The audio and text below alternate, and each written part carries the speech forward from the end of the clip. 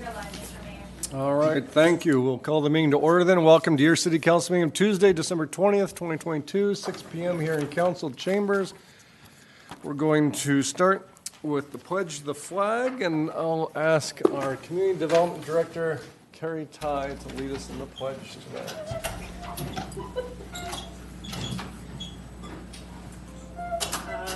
Stand to the height that you're able to. Put your hand over your heart and begin. I pledge allegiance to the flag of the United States of America and to the republic for which it stands, one nation, under God, indivisible, with liberty and justice for all. All right. Roll call, Madam City Clerk. Councilmember Franklin. Present. Councilmember Haworth. Here. Councilmember Lesser. Here. Mayor Pro Tem Montgomery. Here. Mayor Napolitano. Here. No ceremonial calendar tonight, so we'll go to approval of agenda and waiver full reading of ordinances unless one of my colleagues wants to pull something under the consent calendar later. Number 5. Number 5. Mr. Mayor, please.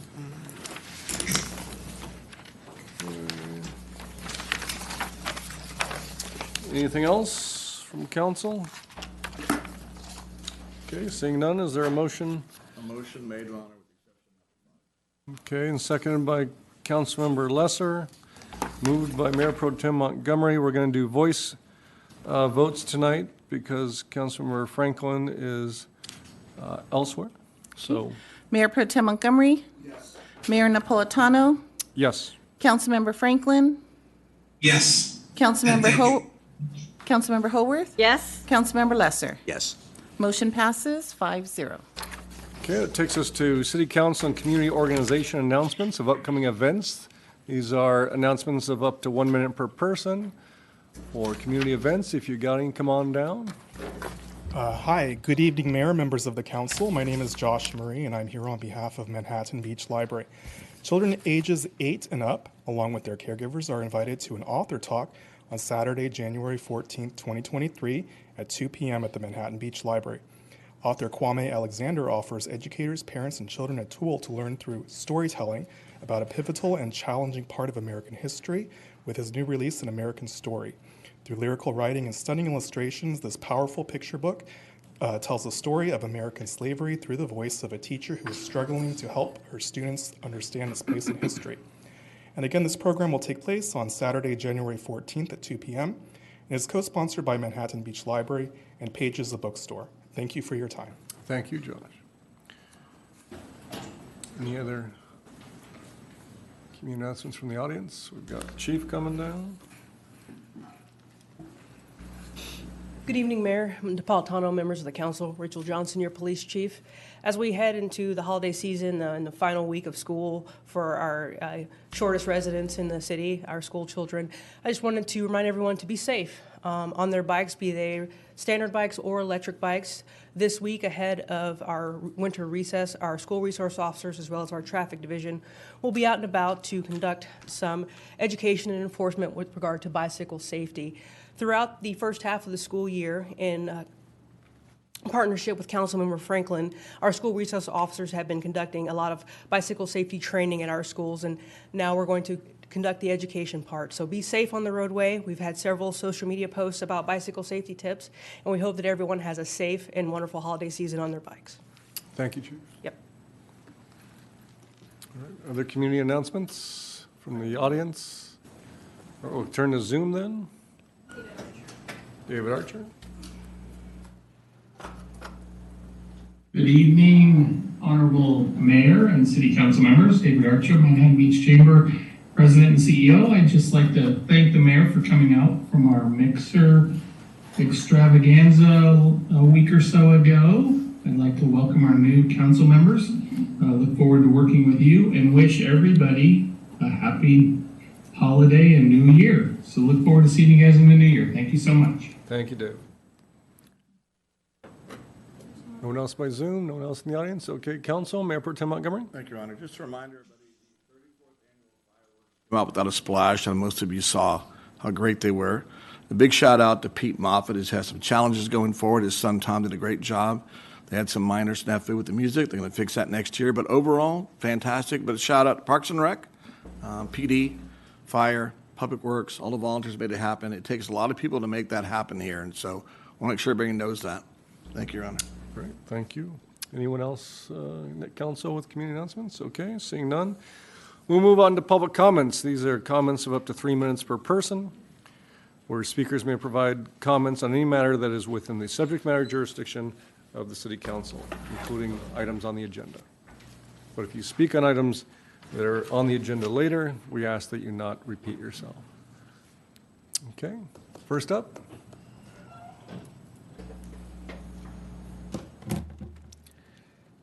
Good evening, Council. Mike Mikowski here, 32-year resident. I'm here in my John Fetterman hoodie this evening. I think all I need to complete the look now are some arm tats, a goatee, and an oversized bulge on the back of my neck. But I did want to make some serious points here because I know you're going to be talking about downtown security later. I thought I'd like to make a few points regarding crime, particularly in light of the surging crime wave here locally in the efforts to deal with it, in the downtown area, which is item 10. I realize that 2020 being a lockdown year was an anomaly, so naturally crime was higher in 2021. However, I would point out that here we are at the end of 2022, and the city still has not completely updated the crime data on the city's website for 2021. We have statistics for some property thefts, like burglary and motor vehicle theft, which are up a combined 37% last year over 2020. But the largest category of property crime, larceny, is absent, even though it was regularly reported in the 20 years prior to that. Now, I've seen the raw data, and larceny is a pretty big category all on its own. When you add all that together with all the other crime categories, you're going to get one of the top 6 to 7 years for crime in Manhattan Beach since the year 2000. Now, here we are at the tail end of 2022. Have things gotten better? Not if you go by the record of the police incident reports that go out on the CompStat dashboard within all of the neighborhood watch reports. I added up all the months' data for 2022 and compared it to 2021. And through November, we have an additional 14% increase in property crime over last year. But what was most startling to me was just last week. And I don't know if you get the neighborhood watch reports, if you bother reading them. I would suggest you do if you're not. Just last week we had, and that's the week ending on Wednesday the 15th, we had 2 auto thefts, and there's been at least 2 more since then, 5 residential burglaries, only 1 of which was preventable, and 20 vehicle burglaries, only 4 of which were preventable. Now that's a lot of residents that are going to experience a pretty lousy Christmas because it almost seems as though we're just throwing up our hands and say, well, it's Gascon, it's Prop 47, it's a climate of criminality due to a lack of consequences or accountability for property crimes. I understand the debate tonight is about our downtown businesses. I understand both sides of the armed private security issue, but the answer is not do nothing. And while I'm here, I think I need to remind you all that the residential neighborhoods are under siege as well. As a matter of fact, I sent 4 of you some pictures just this afternoon. As I was headed home, I was thinking about what am I going to say at the meeting this evening. There's 3 of our police cars and some guy in handcuffs on the sidewalk a block from my house, which I guess I should be glad about that, but that he was in handcuffs. But anyway, it's a real problem. I hope this council, which has at least said that public security is your number 1 issue, I would hope that you would actually put that into action. Thank you. Thank you. Are there speakers here in the audience? All right. Zoom? Okay. iPad 7.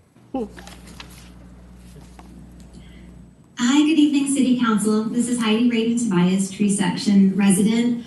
I don't have the same data that the speaker before me just listed, but I wanted to speak to that same point. My phone was blowing up with a text last night about a series of robberies that have happened in the Tree Section a few minutes away from where I live.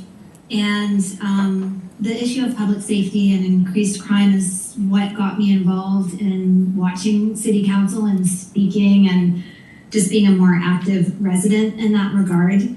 And I'm just hoping with this new City Council that we can come up with ways to actually be united as a community and not normalize this crime. Obviously, our hands are tied with Gascon and with all this wonderful criminal justice reform that is directly responsible for the increase in crimes across the city and across the county.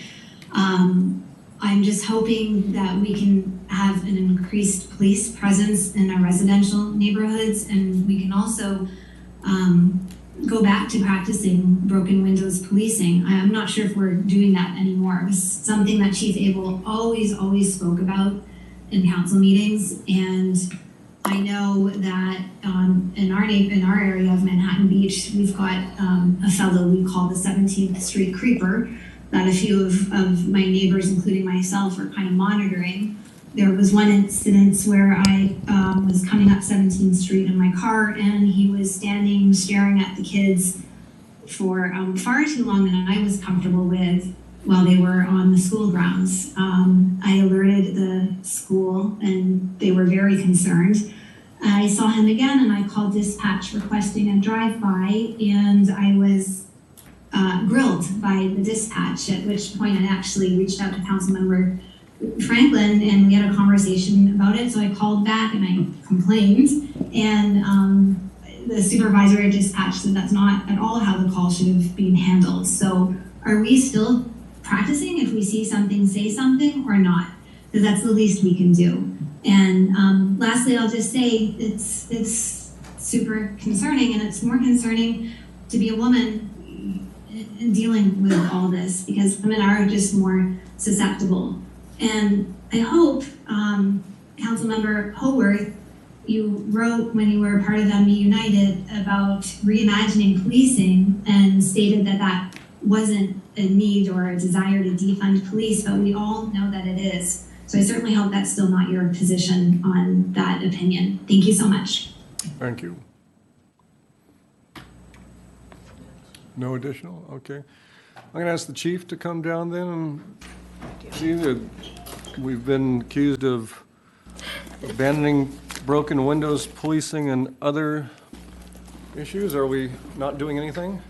Thank you for the question, Mayor. I will tell you that this afternoon, one of our detectives was undercover in a plainclothes assignment looking to solve some of our thefts from motor vehicles, and he actually contacted and arrested a serial burglar who's responsible for a number of crimes in our city in the recent past, as well as he's a repeat offender. So at this time, our detectives are still at his residence, which is another part of Los Angeles County, serving a search warrant in an attempt to recover stolen property.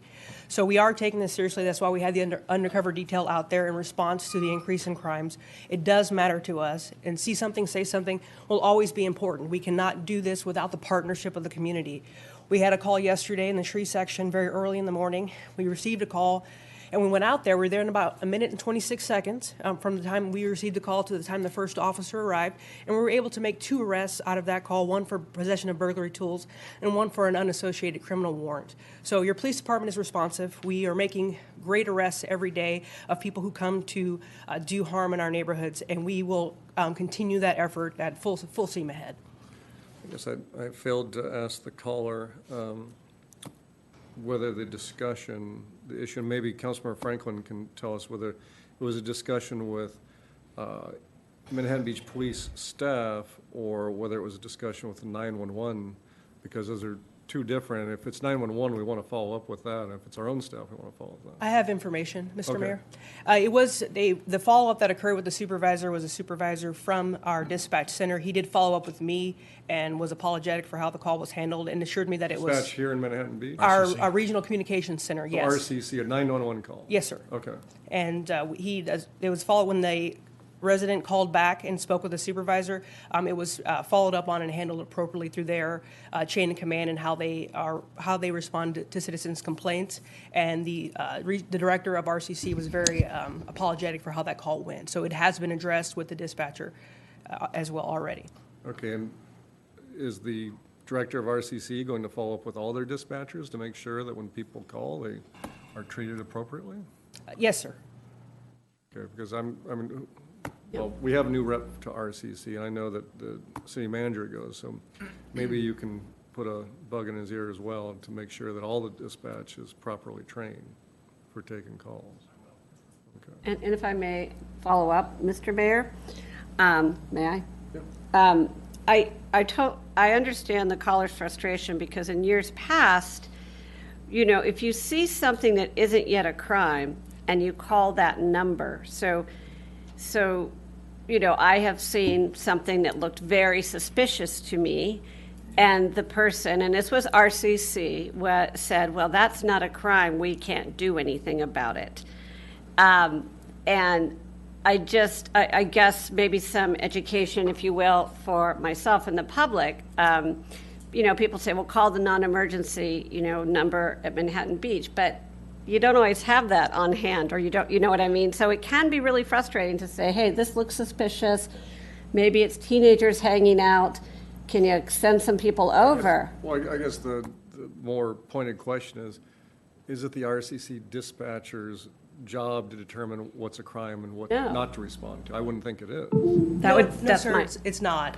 And to your point, Councilmember Haworth, I listen to our police radio all the time, especially during my commute times, and we receive a number of calls for suspicious behavior. Okay. Yeah, so we do respond to those, and so our focus is on, like, you know it's out of place in your neighborhood. Please call us and tell us about it. Great. It's up to us to determine whether or not a crime is in progress. Thank you for the clarification, because like the caller said, I mean, you know.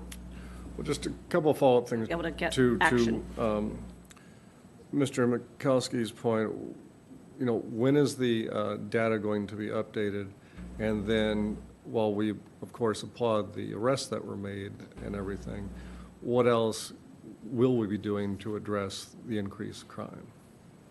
Thank you for both questions. So we did update our 2021 data maybe 2 months ago, but in looking at it just now in response to Mr. Machowski's comments, there is a category missing, and we will fix that. But the rest of our statistics for 2021 have been posted for several months now, but we will remedy the omission of the theft category.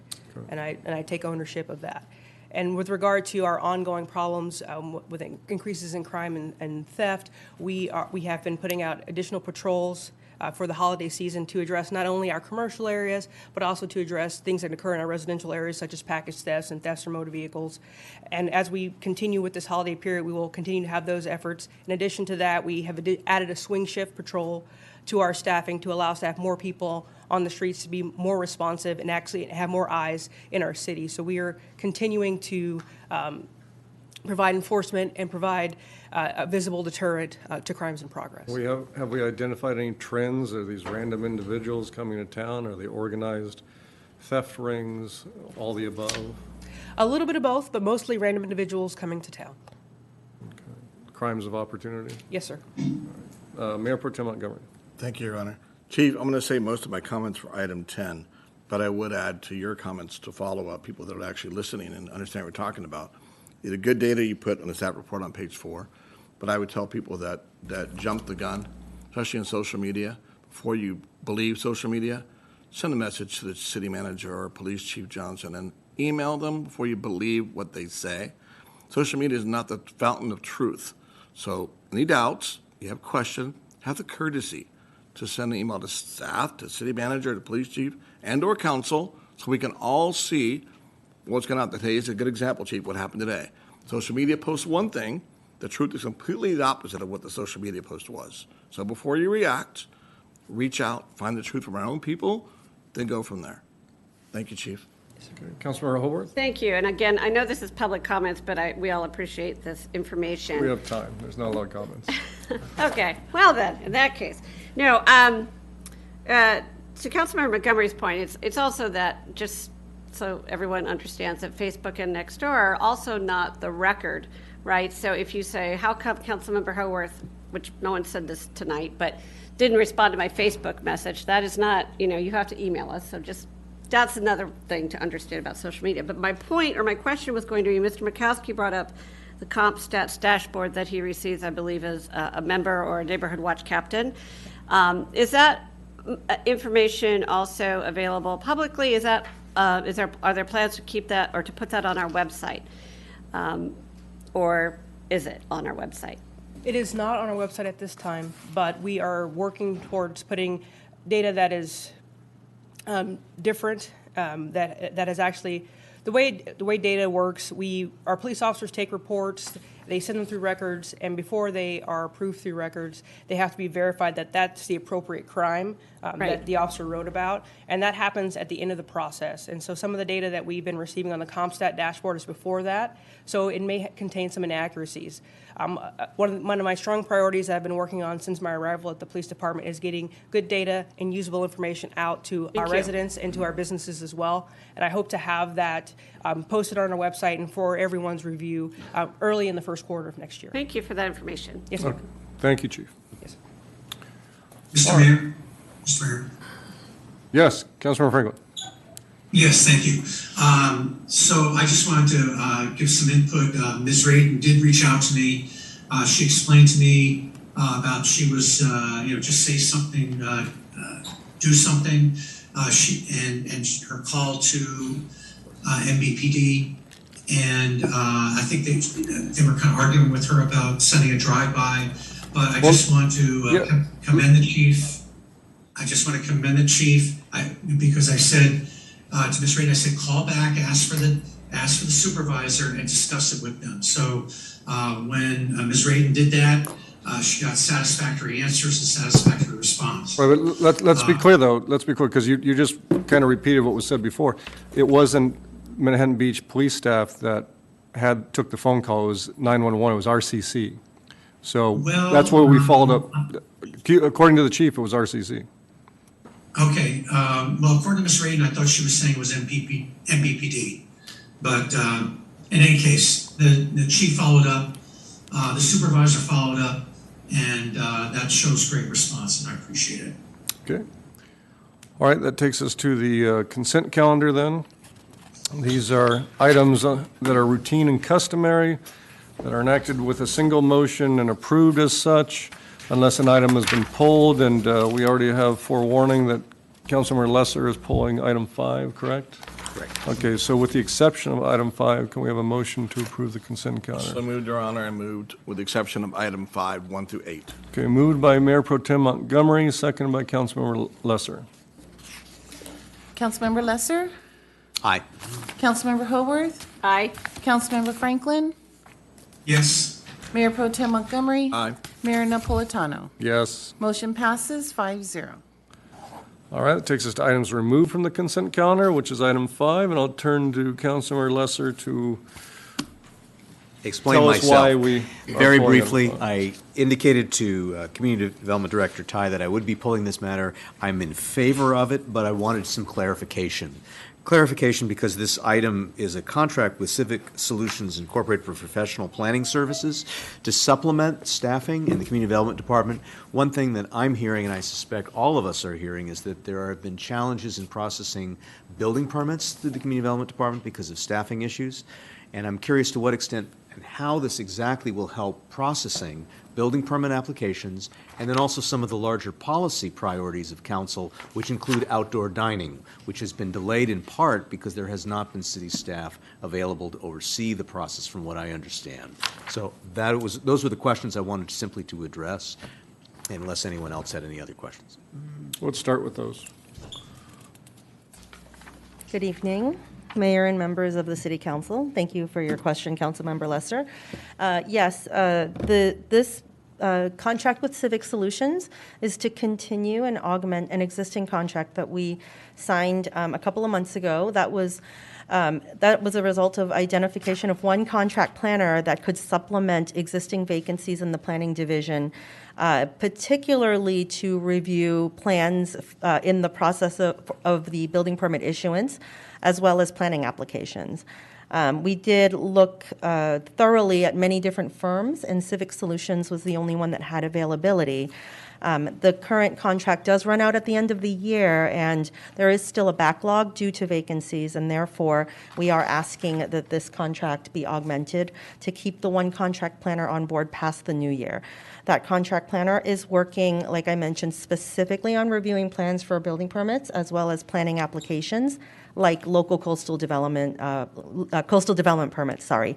And in terms of your second question, the long-term policy work was slated to be handled by a senior planner.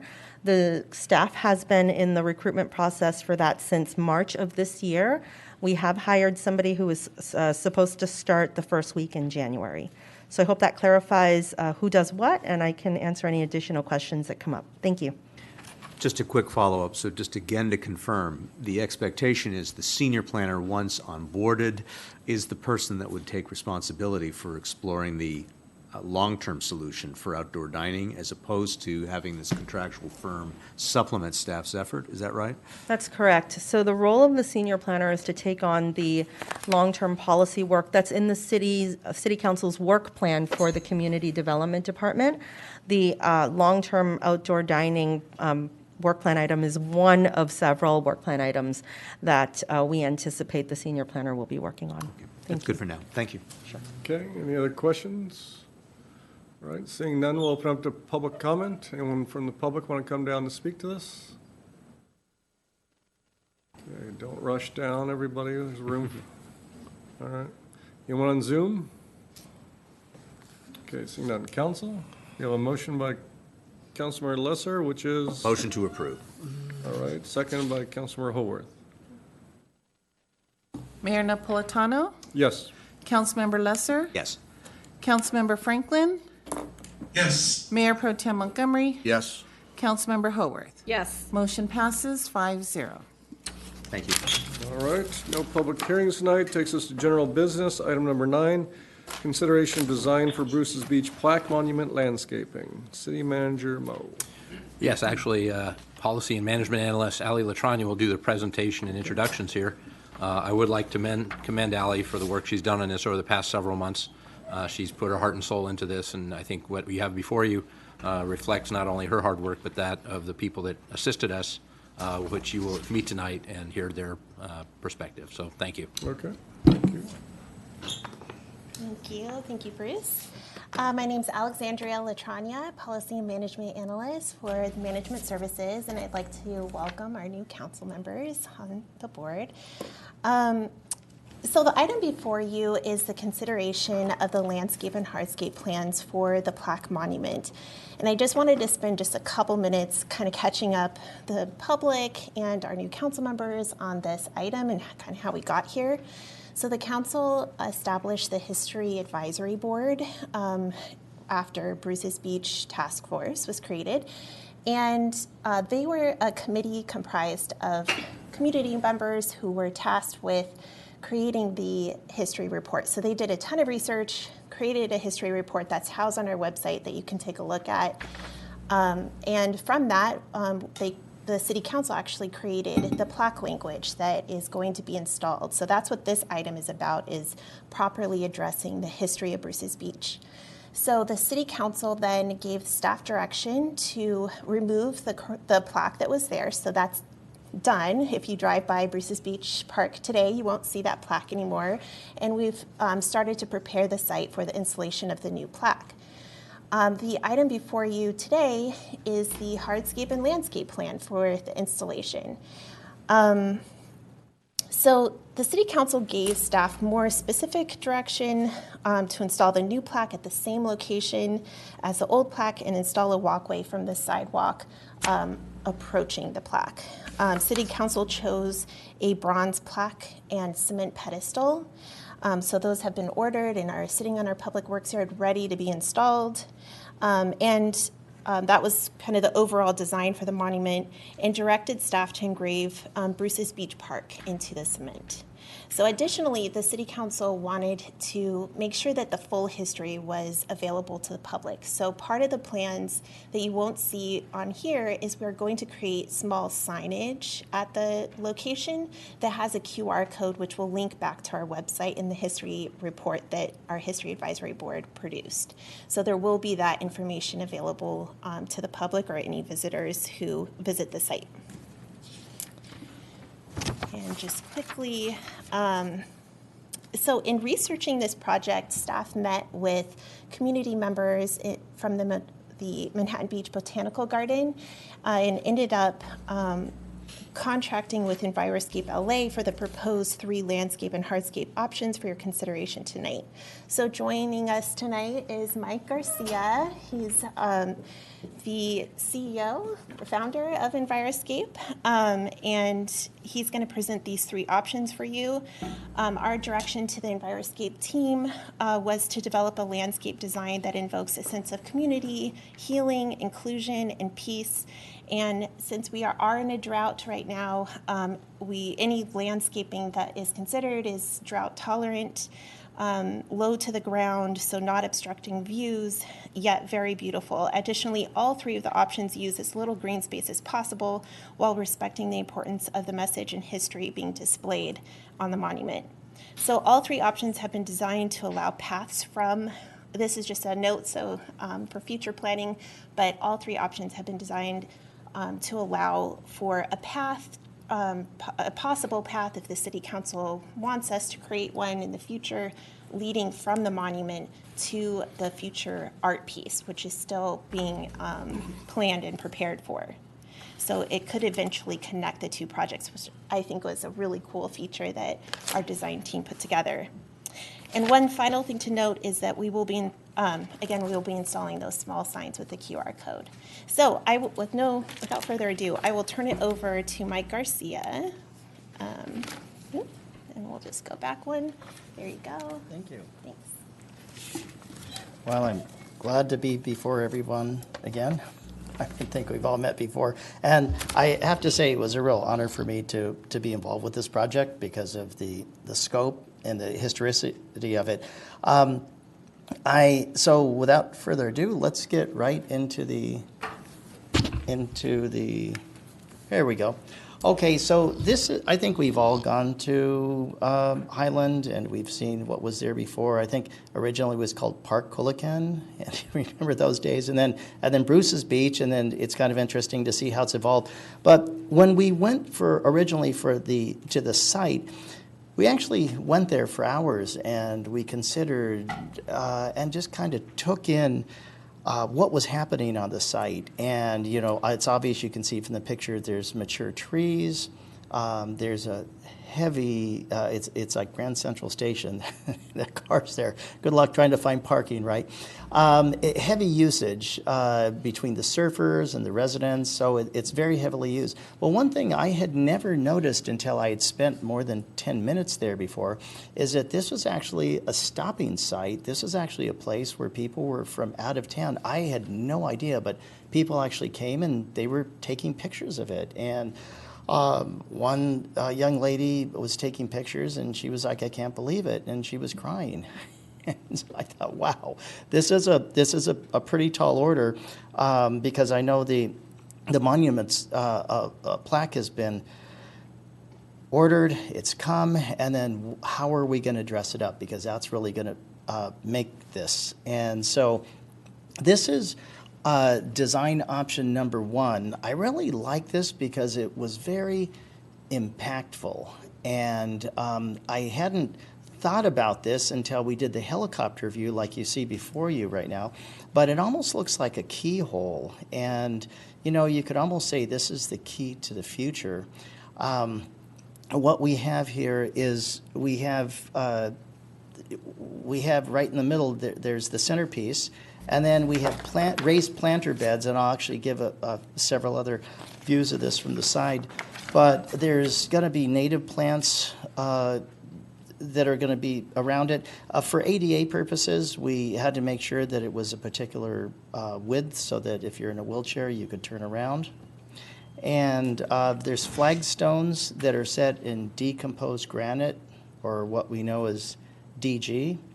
And there's flagstones in Carapia ground cover, which is a very drought-tolerant ground cover. And let's go to the next one. Okay, here we go. Okay, so this gives you a better view. This is if you're the southwest top view, so if you're looking toward the southwest, you can see the raised planters, and we're going to get a closer up of it with the hardscape of what it's going to look like.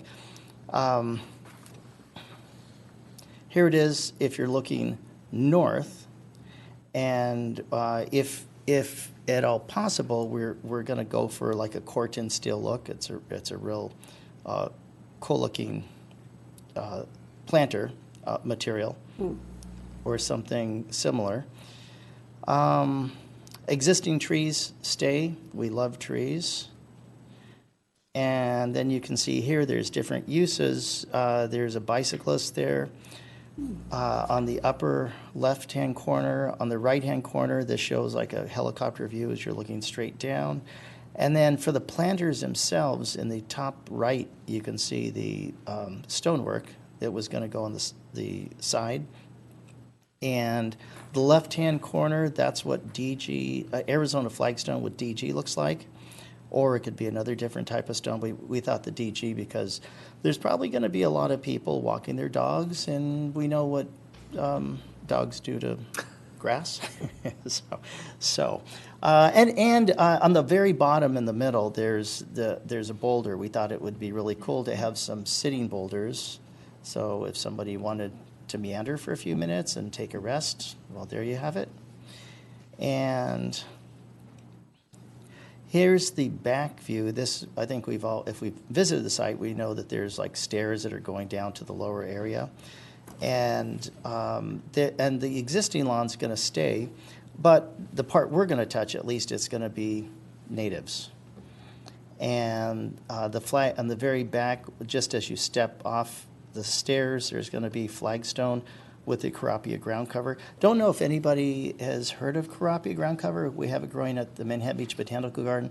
It's a grass substitute. It doesn't need, it needs to be watered once it's established, maybe once a week or once every other week, and it stays low so you don't have to mow it. It's kind of like the perfect ground cover. And so we thought that would be appropriate at the site here. And so I think that this particular design, with the roundness, it functions best for reflection, because the whole reason why people come here isn't just to look at a pretty monument, but it's to reflect on, well, whatever they've read, they're going to be reflecting. Let's go to our next one. This is design option number 2. And this is different, as you can see. It's more of a modular and more of a contemporary feel. It does have a lot. It's a bit busy because you can see it has the pavement, or the concrete pavers, and the paths are wider. The gardens beds are slightly bigger. It's more of a jumbo size. So, but we have to keep in mind the total area that we're actually dealing with is 30 by 200 overall. So this is not a real big footprint, but this is a bigger footprint than the original one we looked at. Here's a side view of it as you're looking toward the beach, toward Palos Verdes, essentially. And you can see the planter's a little bit bigger. And then this is another view of it, kind of looking west and northwest. And you can see the computer put there's boulders there in the lower and the upper picture. There's boulders. It looks like more boulder work here. And this is the helicopter view. You're straight up, and you can see how it's more of a square angular shape that wraps around with planters that are colored in, and then the green is lawn, of course. And then this is number 3. Essentially, it has a raised planter bed set back against the base of the monument, and it has lawn. This is a simpler approach. But we wanted to give you several options to look at. Concrete pavers on the sides. This is what it looks like facing north in the upper right-hand corner.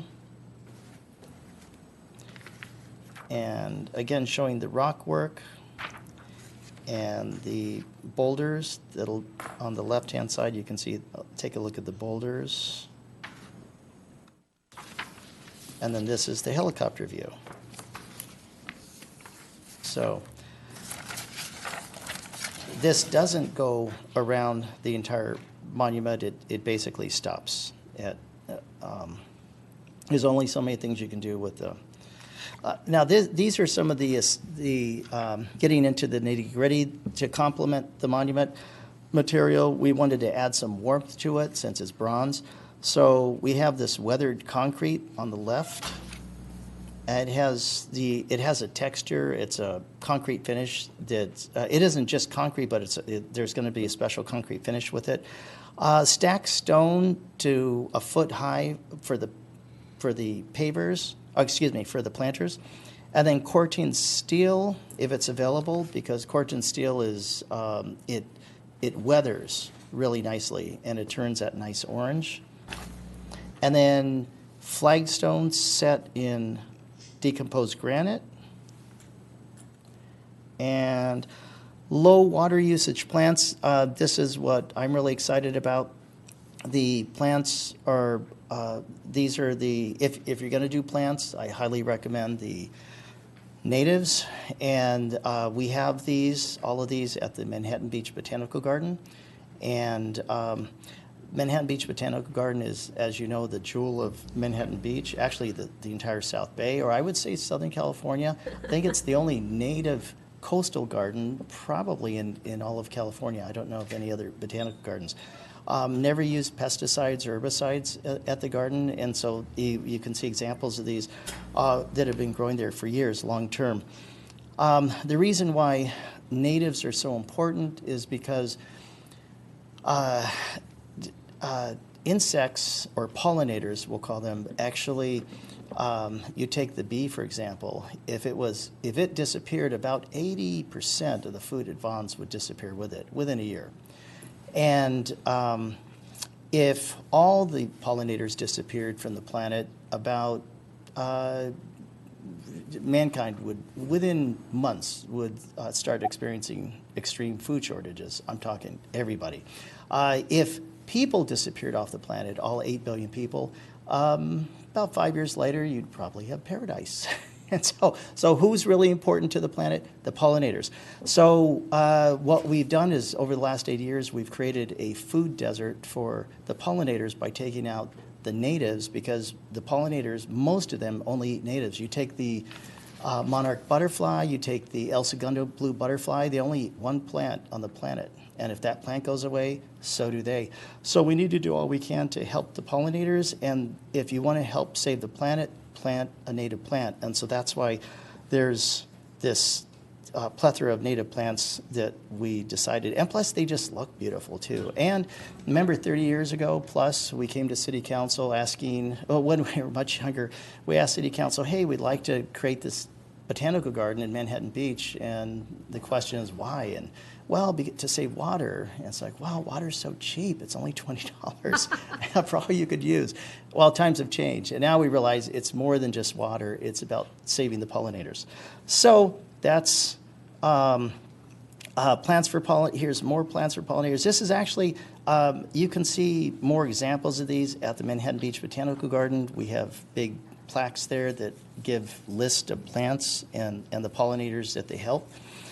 So there, besides that, native plants are low maintenance, they're low water usage. We're sold on native plants okay, and pollinators. Good. Okay, okay, great. Thank you, Mr. Mayor. Thank you, Mr. Mayor. Okay, so then, yeah, all year long they grow. Now here's an important, this is what I was mentioning about Carapia ground cover. If you have a hillside, this is really exciting. Yeah, and in fact, you can now, if you're doing the Cash for Grass program, you can actually use this as a replacement for grass and get the cash rebate. So this is called Carapia ground cover, and the pollinators absolutely love it, and you never need to mow it. So something to remember. And then this is the last slide. This is the most, I think, the most important thing.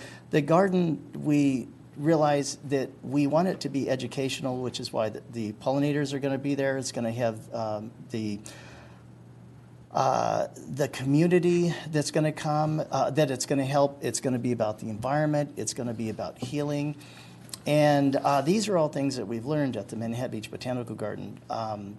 Every Friday we have volunteers that come there, and there's an amazing community from all over the South Bay that meets there every single Friday. So I just wanted to put that in there too, that we're looking at this as somewhat of an extension of the Botanical Garden. So, so your choices for the Bruce's Beach, it's either the round or it's the modular. 1, 2, or 3. Right.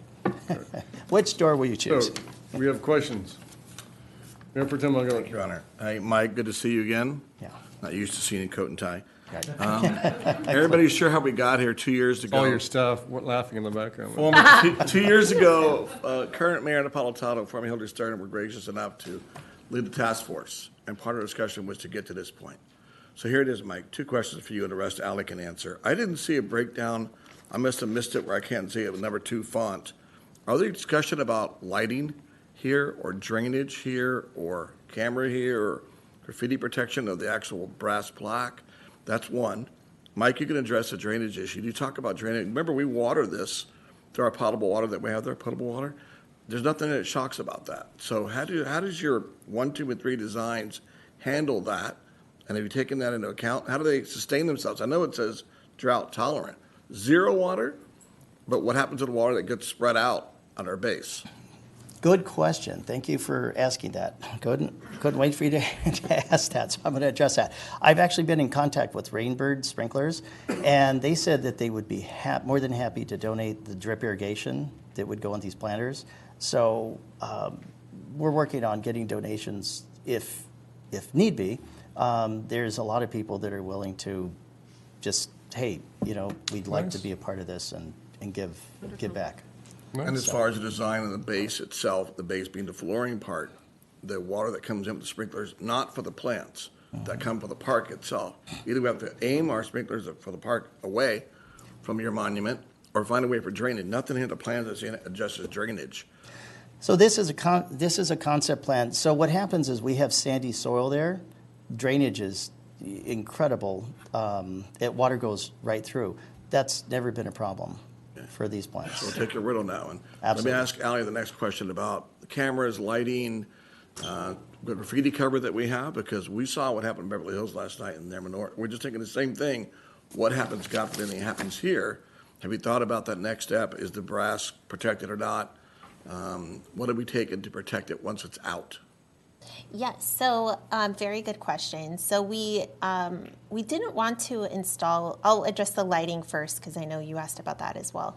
So we didn't have a plan for installing lighting because it is a neighborhood park. And I think it probably would possibly be disruptive. If I had a house out there, I wouldn't want a bunch of lights shining on there either. And so that wasn't contemplated in our plans. It's not in there. As far as graffiti, the monument itself, I believe, is coated with a anti-graffiti coating around it, around the pedestal itself and the bronze. I'm looking at Eric, but really... Shaking his head, yes? We will do something. There you go. I believe it was ordered that way. So we did order with the pedestal, but we'll make sure if it's not. But my recollection is that it was ordered with the cement with the anti-graffiti on it, as well as the bronze itself. So, I'm waiting for Public Works Director Lee to finish off that last question. I'll give a little more proper response. We've got good success with anti-graffiti agents that we pre-apply to properties and facilities. So we certainly will make sure it's treated that way and be vigilant in keeping it clean. Thank you. Thank you. No further questions, Your Honor. Okay, Councilmember Lesser. Just to be brief, I did not see a comparison of the scale of these 3 different options, the circle versus options 1 and rather options 2 and 3. Can you point me to where there's a description of what the width would be of the 3? Or are they all roughly the same? It looked like one was larger than the other. The modular is just a little bit bigger. It's wider than the round one. Okay. So. And then with regard to the plants, native plants in raised beds can be a mixed bag during certain times of the year, particularly when they die off. And I'm just wondering what the plan would be, because we want this site to be looking as it should throughout the year, even though native plants by their nature have certain life cycles. So I'm just wondering what is the vision here with regard to the native plants so prominently part of this monument? Good question. So the native plants, it's true. A lot of them look good in spring, some look good in summer, some look good in fall. Most of the time, none of them look good in wintertime. So we were going to, if you go to the Manhattan Beach Botanical Garden, there's a big sign, sign there, educational sign. It talks about how if you go to a restaurant, you don't order a whole apple pie for your dinner, but you have a slice, and then you have nutrient-dense food, and then you have a slice of apple pie. So in this case, we have mostly native plants, and then where we know that their natives are not going to look good in wintertime, we'll have, we could have lavender, which looks good all year round, or some type of Australian or Mediterranean plant that looks good. Thank you. Yeah. Thank you. I see a hand before I saw Councilmember Haworth click her button. I saw a hand by Councilmember Franklin. So that's for this item? Okay. Go ahead, Joe. Yes, yes, thank you. Along the lines of my colleague, Councilmember Lesser, I did get, you did mention, I think for option 2, the scale was 6,000 square feet as far as coverage. Do you remember saying that, Mike? No, wasn't 6,000. That's or 30 by 200. Oh, yes. So that was overall that the area from street to street is correct. It's 30 by, yeah, that's correct. Okay. Yeah, the whole, okay. yeah, from street to street, the overall. Gotcha. Okay, I thought it was pretty big. So, but do you have those figures as far as the relative scale of option 1, option 2, option 3 in terms of square footage? Yeah, that's a really good question, Councilmember Franklin, and thank you for asking it, because I was also concerned about the scale and making sure that it didn't take up so much green space, especially considering that the APPC, the Art and Public Places Committee, is considering a art piece on that same flat right now. As you know, Councilmember Franklin is part of our committee. And so we went out there with Mike and Mimi, which I just want to give a shout out to Mimi, who created these plans for us. She did a great job on it. But we went out to the park and we spray painted it, with washable paint, each of the plans just to see the scale, because it's easy to look at a plan and say, oh, it's, roughly 30 feet across, but to see it in person, I think, is important. So we did see kind of the different scale of how large they were. The biggest one is 35 feet, with basically flagstone to flagstone. So you're talking about some of that is going to be DG, and some of it's going to be flagstone. But that entire flat is 200 feet across. So from street to street, it's 200 feet across. So we're talking about just 30 to 35 feet for the width of the largest one, and that's option number 2. And option number 1 is probably the smallest one. It's the round option. Maybe we can bring that one up right here. Because we wanted to make sure that all of these options fit into the landscape there and still offer the community a place to gather and use that green space, because as we all know, green space is hard to come by. So we wanted to make sure that it really fit into the landscape there. So options 1, 2, and 3 don't go past that tree that's there next to the biker in this photo. So they don't go past there. They're about at that tree at the largest. Yeah. So hopefully that answers your question, Councilmember Franklin. So we don't know the exact dimensions, is basically what you're saying. We have them written down, but we're just trying to talk about concepts tonight. But we do have those available. I don't have them with me right now, but we can make those available. Okay. Yeah. And let me see. The other question for you, Mike, I think that's it. that's it for now. Thank you. Okay. Councilmember Haworth? Yeah, just a quick question, Mike. Nice to see you again. And that is, you mentioned the Corten steel and how it will age nicely, et cetera. At some point, it will start to rust. Is that correct? That's why you use it, and then it turns orange. It turns orange. Yes. Right, but Yes. I get that. But does it start to become like holes, like No. the trash barrel that somebody might use? Not Oh, here. it's thick. It's It's very thick. thick. Okay, that's all I needed to know. I like an orange steel. Thank you. That actually prolongs its life, the rusting. Great. Thank you. I want to ask you a question before I go for a second one. Do you I've got more comments than questions, but go ahead, Mayor Pro Tem Montgomery. Thank you, Your Honor. Hey, I think I have a question more for Ally, but maybe Mike, you can answer it. You'll see in that diagram that we have up, there's a bench to the right. You designed this without any first idea of space. There's no sitting area around the brass plaque. Your intention was people are going to move around, whether on foot or through wheelchair, around all three designs. I see we have one bench. Are you adding a second bench, Ally, to the south side of that monument? No, so those benches, there's one on the north side and the south side. Those are currently there. So we didn't contemplate additional benches. I think there's enough seating there, to start with. I mean, council can certainly add more seating if that's your prerogative. But there's an idea that some of those boulders would be a place and large enough where you could sit down. And that was the question, because the people that asked, is that a seating area or is that a rest area? And I go, besides what you see here, you could sit in the boulders. Yeah, they're going to be large. Thank So, you. Yeah. No, nothing past that for me.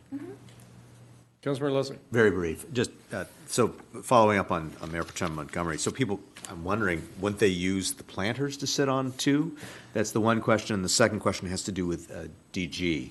I've used it adjacent to lawns and seen how it can bleed if it's not properly pacted and then ends up on the grass, and heavy rainstorms, even if there's good drainage there, it's still the DG can kind of spread all over the grass. And I'm just wondering what your consideration is on that for these designs. Good question. Thank you for asking. So we were going to use a composite border as a division between the grass and the DG, and we're going to put landscape fabric on the bottom and then compact it down, or whoever does it. And then there won't be any bleeding through. Okay. And then use of these planters as essentially benches? Oh, no. They're not going to be benches. The reason we have the planters there to begin with is to put plants in so that it's going to soften, because there's a lot of edges, and so plants will have a tendency to, especially the native plants, the salvias and so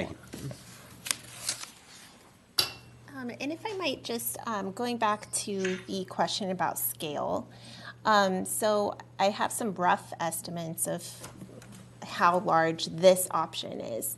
So the area between the plaque, and it actually might be easier if I use this pointer. So this walkway right here, the turnaround, is roughly 4 to 5 feet. Then this first planter is about 2 feet. And then I think this is a little bit more than 2 feet right here. So that might give you an estimate about the diameter of, how much space it takes from this spot to this spot. But then, again, this area is flat and walkable. So it's not going to take up so much space that's not usable or walkable and enjoyed by visitors. Okay. All right, thank you. We'll open up to the public then. Don't see more questions. Anyone from the public want to come down to speak to this item? Okay, seeing none. Anyone on Zoom? All right. I see you, Mayor Pro Tem Montgomery, but since I held my questions, I'm going to jump in first because just a couple comments here. First of all, I would go with number one. I would go with the round design. However, I've learned over the years, especially here in Manhattan Beach, don't mess with a view. When you talk about contemplation, the view is the best thing. So a planter that blocks the path to that staircase, I don't think works. I think you should have a split between the planters there. And frankly, I agree with the idea of the seating around it. If you want to be contemplative, you need seating around it. Rocks don't do it for me. We've tried that down on the Veterans Pathway. No one sits on them. If someone is visiting in a wheelchair, that means they have to sit probably somewhere else than where somebody else wants to sit. You know, if we're really going to have, make it contemplative,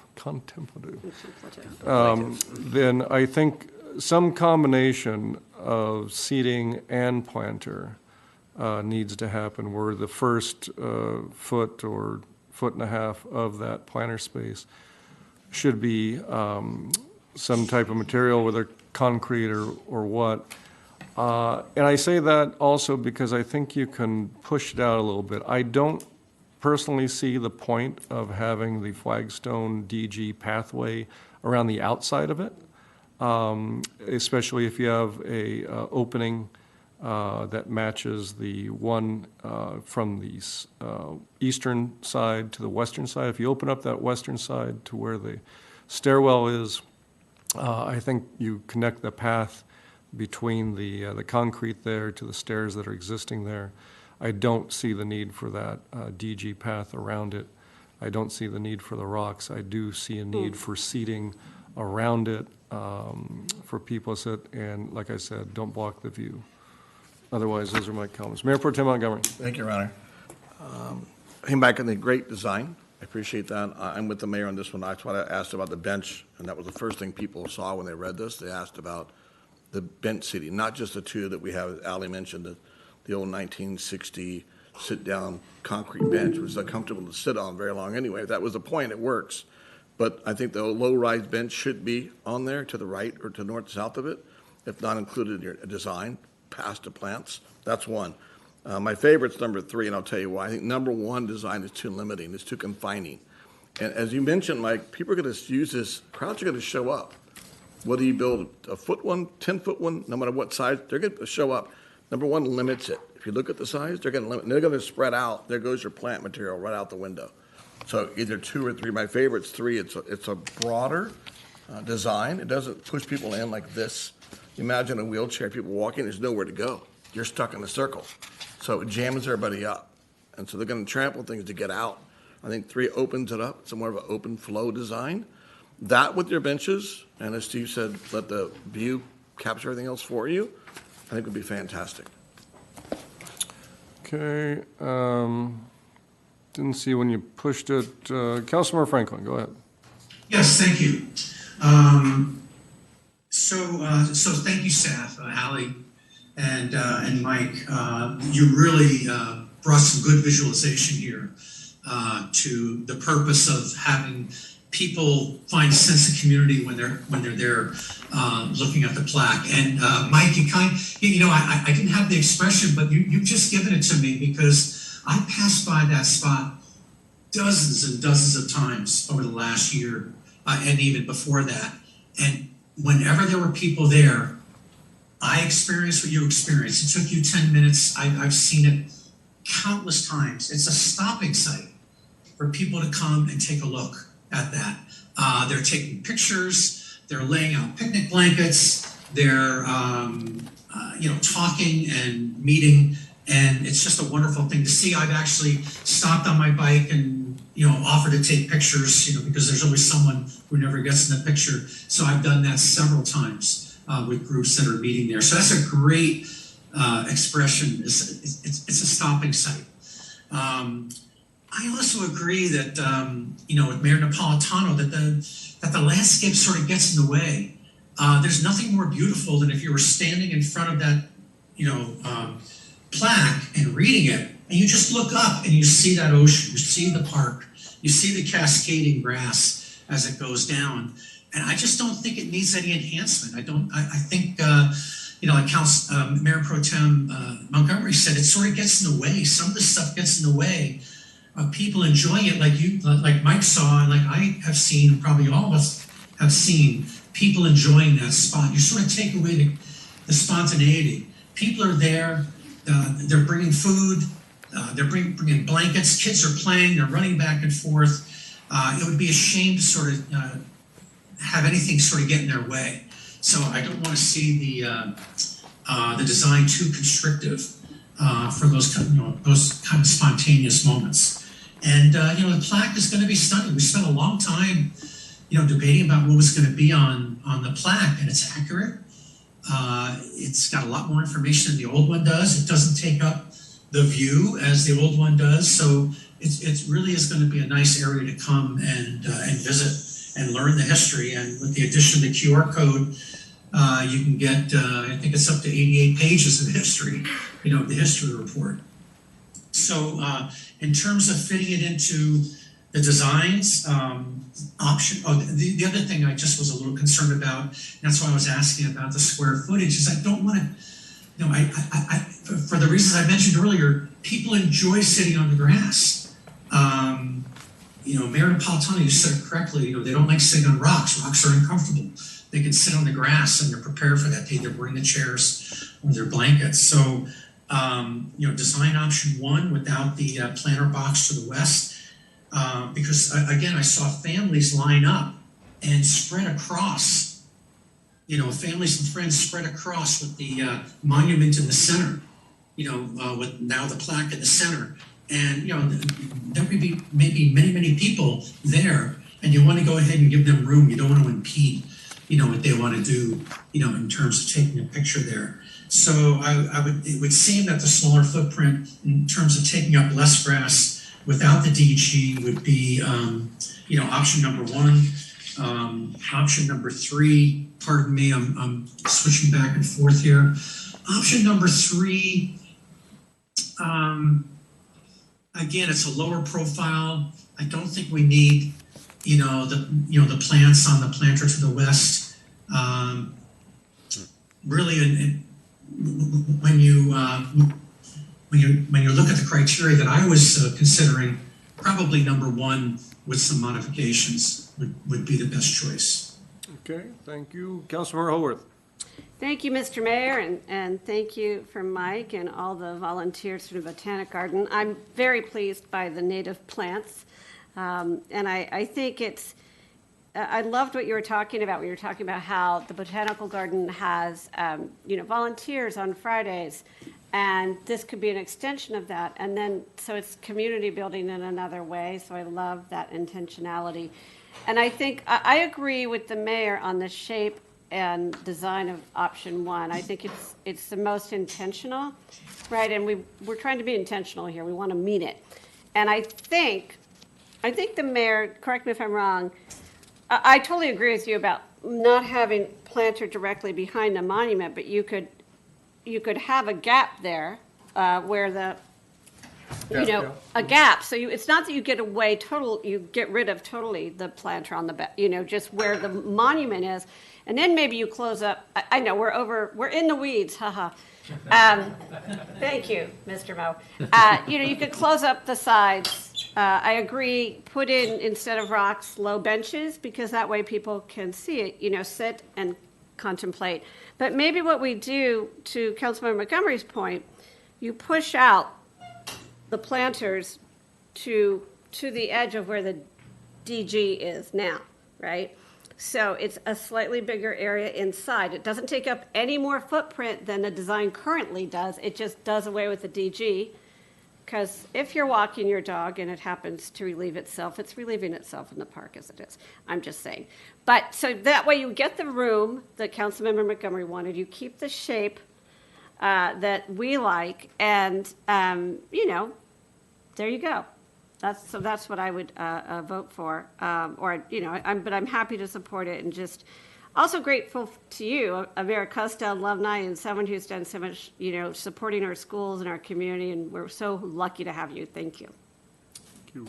All right, Councilmember Lesser. Just to echo the comments that have already been stated, and then maybe come up with an idea for moving forward. Thank you again to the team that put this together. It really is a beautiful reflection of the history that's occurred there and an artistic, nature-based way to commemorate it.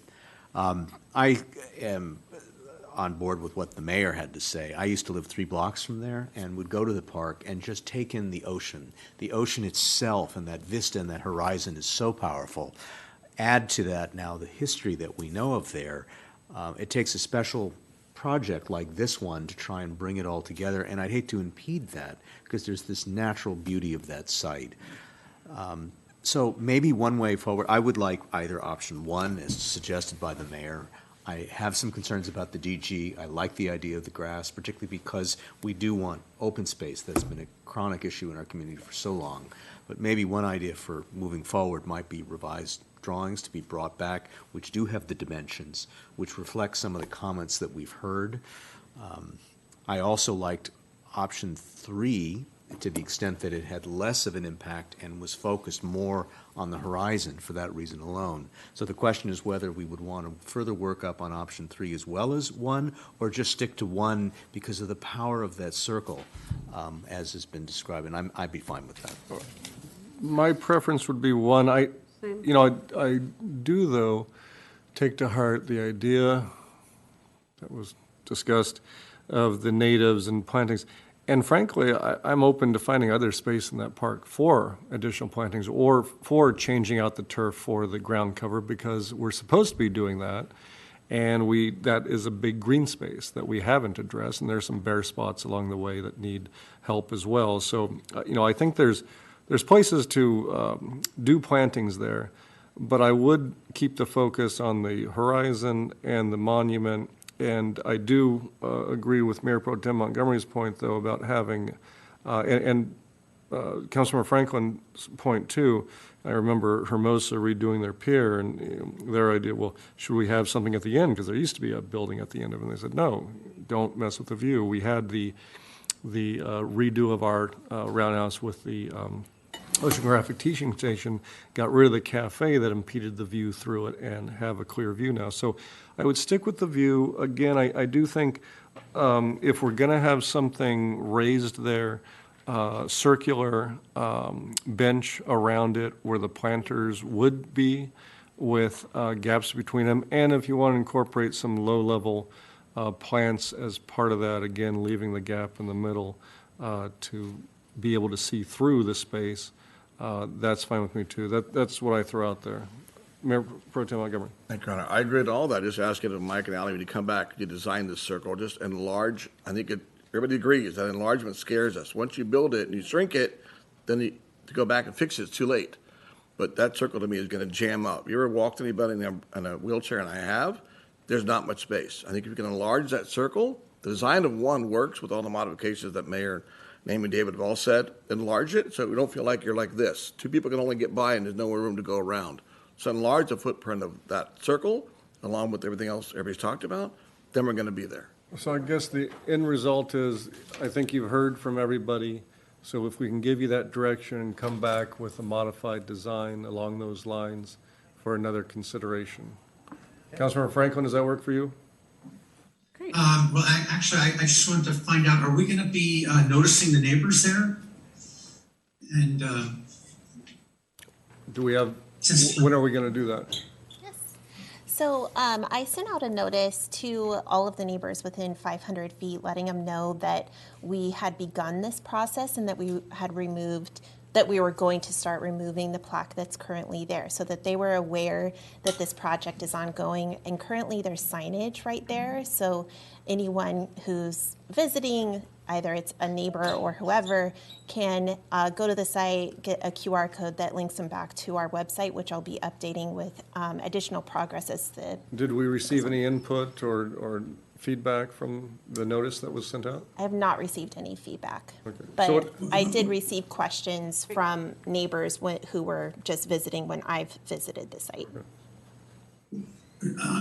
I'm sorry, I didn't quite hear that. Raise the volume. Were they notified of these 3 design options? So they were, okay, so I sent out a notice to the neighbors within 500 feet, letting them know that we were removing the current plaque and beginning the process for installation of a new one. The agenda was posted along just as it normally is. So if they were receiving notices about our agendas, they would have received that, but it was publicly noticed, just like our regular agendas are. Well, Mayor? Yeah. Yeah, so my concern is that, this is a busy time of year. Like me, probably a lot of people are traveling and not are even at home. I mean, this is a project. I mean, this is going to be a big project. It's not just simply taking out the old plaque and putting in another one. Quite frankly, at first when I saw this, I was a little surprised. I didn't think that we had talked about adding landscaping and expanding this area so much. So I would just, it would be unfortunate if the neighbors, didn't realize it was going to be a project of this scale and scope. So I feel that they should be notified again, or somehow, we blow these up and put them in the city hall or something. So. Sure, and I think what we can do is, once the new concept is made, we can notify the neighbors again and provide them with a copy of what that concept is before the it's next agendized. Yeah, thank you. Okay. All right, any other input on this? All right, seeing none, thank you. Fantastic. Thank you.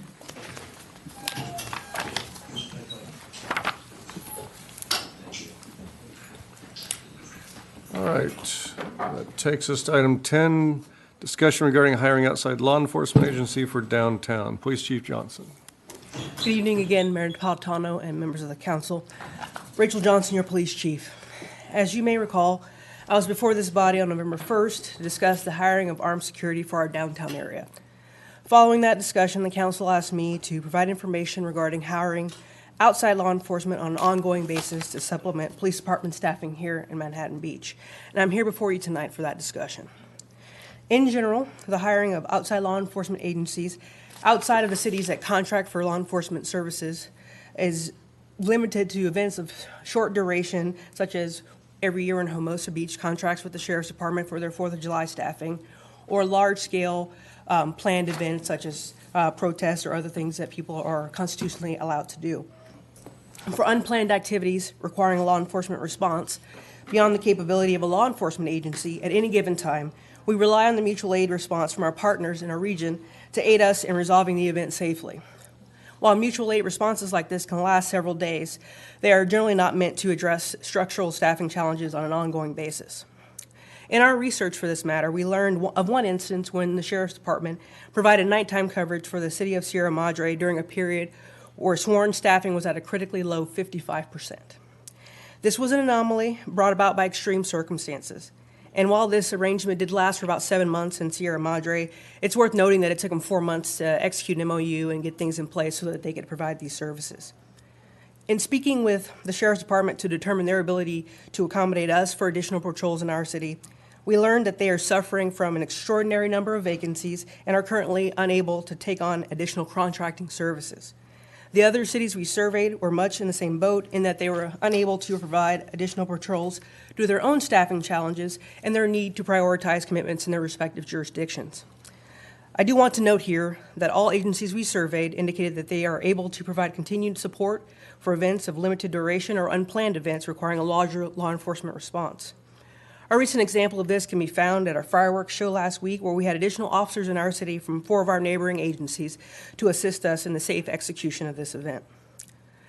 At present, our current authorized complement of police officers is 65, and as you well know, our city council recently increased our ability to overhire by 5 to bring our total complement of sworn staffing to 70. At present, we have 63 sworn members, and we are planning to send at least 2 trainees to the academy in the first quarter of 2023. We continue to move full speed ahead with hiring police academy trainees as well as lateral candidates with our goal of reaching our authorized complement soon. When we are below our authorized complement, our first priority is always to staff patrol. We will leave specialties vacant, recall officers in specialties and return them to patrol, and we will curtail training and leave requests in order to meet our core function, which is to staff patrol and answer calls for service. Our enduring and overarching mission is to be there when you call us, and we take all measures to ensure that we meet that mission. Now, I want to note here that we have not experienced a period of critical staffing shortages in the recent past, but I did want to inform the council of the measures available to us to properly staff patrol on an ongoing basis should the need arise, and regardless of the ability of other law enforcement agencies on an ongoing basis, as we've discussed in this report. This year, I'm pleased to report that our staffing in the patrol and traffic divisions is 20% higher than last year and 11% higher than 2019 and 2020. This increase in patrol staffing has allowed us to fill the second school resource officer vacancy, as well as bring back our swing shift, which allows for increased coverage in the afternoon and evening parts of the day. Additionally, for this holiday period, we have brought in officers on an overtime basis to patrol the commercial and residential areas of our city to address issues that generally increase during this time period, to include shoplifting and package theft. Our average response time to priority e-calls, which are in-progress calls involving violence, this year has averaged 2 minutes and 43 seconds from the time the call is dispatched to the time an officer is on scene. To put that in perspective, the industry metric for this type of call is 5 minutes. We continue our efforts to provide patrols downtown, and we have officers patrolling the area in vehicles and bicycles on a continuous basis. This is supported by our CSC ambassadors as well as our police volunteers who provide a visible presence and additional eyes in our community. I understand and very much appreciate the need to not only hear or read data, but to feel police presence as well. To that end, I have recently filled the Community Affairs Sergeant position. This affords us the ability to engage more with our community on crime prevention, as well as provide for additional opportunities for community engagement. We are in the first planning stages for the first of 2 town hall meetings next year, which is slated for the first quarter of 2023. And while our research on this matter did not yield availability for additional staffing from outside law enforcement agencies, I do remain grateful for the ongoing support provided by our agency partners on a continuous basis. This concludes my presentation, and I'm available for questions. Thank you. Questions, council? Councilor Lesser. Chief, what resources does the police department feel it needs to address the current conditions that we're all seeing? I was curious about the origin of how this item came to council and went back and saw the original discussion of council, where council members felt that there needed to be a supplemental police presence as the police department ramps up to meet its 65 officers authorized plus the 5 overhires. Is the police department of the view that it needs supplemental resources beyond those that it currently has? We thank you, Councilmember Lester, for the question, and we are always very grateful for the support of the council. And while we are still not at our authorized complement, we have supplemented our regular services by extra patrols and by ensuring that we have extra officers on the street. So at this moment in time, I feel good about our staffing. I feel that we are providing additional patrols on every day on an ongoing basis through downtown, on foot, in bicycles, and on vehicles as well. So I do feel that we are sufficiently staffed at this time. I'll never say no to more staffing. This is not that, but we are staffed to meet our mission at this time. We've had an initial communication about not just downtown, but the city as a whole, as to how the police department has arrived at the 65 number. Right. And I was just wondering, you and I had a brief exchange about my proposal to have that discussion maybe in the context of the mid-year budget review. Would that be a time where we could maybe discuss for the community, where does this number come from? Because frankly, during the last council election that we recently concluded, there were some candidates that discussed a random number that needed to be added to the police department. And some of us were concerned that there wasn't enough criteria or data for that. And I'm just wondering if the mid-year budget review might be an opportunity just to articulate why the 65. Yes, sir. I think that's a wonderful opportunity for that discussion. Great. Thank you. Okay. Mayor Pro Tem Montgomery. Thank you, Your Honor. Chief, Councilmember Lesser's comment, this came because I attended a IEC Independent Cities Conference, and Beverly Hills was presenting there, and their chief was there, and city manager was there saying, we've hired this company, I forgot the name of it now, Dash Tech or whatever it was, that because of what happened on Rodeo Drive and the shooting they had there at a restaurant, they went and hired this firm, Armed Security, to patrol their downtown district, which spread into some neighborhoods at $1 million plus a year. That when I brought the presentation and sent it to Bruce and Chief Johnson, everybody else got to see it, and we wanted to just talk about the idea. People were unsure of it, but then we talked about the downside. So as Chief knows, you weren't there watching, David, but the armed security people do not have powers of arrest. Right. They're not 832 PC. They have to call it in. So there wasn't a benefit to us at time to move forward. And so the mayor suggested we look about LA County Sheriffs or maybe Hermosa PD or Torrance or someone else to supplement. That's where it all started from. That's where the whole genesis started. So that's why we're here today. Well, right, and for further background, it was also, we currently have CSC, the idea of armed basically armed CSC. I know people don't like that, but mall cop, whatever you want to call them. You know, at the price that it was going to be, which was $1 million to $1.5 million, for staff that can't make arrests and basically would be, you know, I dare say we would worry about liability of armed folks who haven't gone through the same training as police have to go through and everything. Possibly getting involved in a shooting downtown where innocent bystanders are taking effect, as opposed to, you know, other things that have happened. So we have the force multiplier of the CSC now who can call in events and do. And so there just didn't seem for that price to be that much more benefit to have CSC with guns. I'm sorry, did you have? No, I just said that was a good point that you made about worrying about. Paul Bart? Never saw the movie. How Anyway, did I, actually? there's hope for us. Okay. All right, let's open up to the public, though. Public comment on this item. I don't see anyone in the audience rushing down. Do we have any Zoom? Okay, seeing none. Council? Your Honor, Yes. I'll try this off. Yes. Now that I gave Councilman Lesser the background on it, nothing has changed my mind. The chief, did we asked her to find out if anybody else would be available. Sheriffs cannot. Everybody's under a manpower shortage. So besides the risk, as the mayor mentioned, the fact that we hired extra patrol, we've hired extra officers. A1, we're still looking. 2, the chief already said, if people were to read the actual staff report, thank you, chief, for writing this, or Captain, because he wrote this, whoever wrote this, page 2, let's see, 1, 2, 3, 4, fifth paragraph, last line. Heading into this year's holiday season, we, Miami Beach PD, are able to assign more officers to patrol and traffic, both undercover and in uniform, than in recent years. Stop there, including staffing and a swing patrol shift. If that doesn't tell you what we've done and what the chief is doing, read the notes, what's going on. Yes, we're still hiring.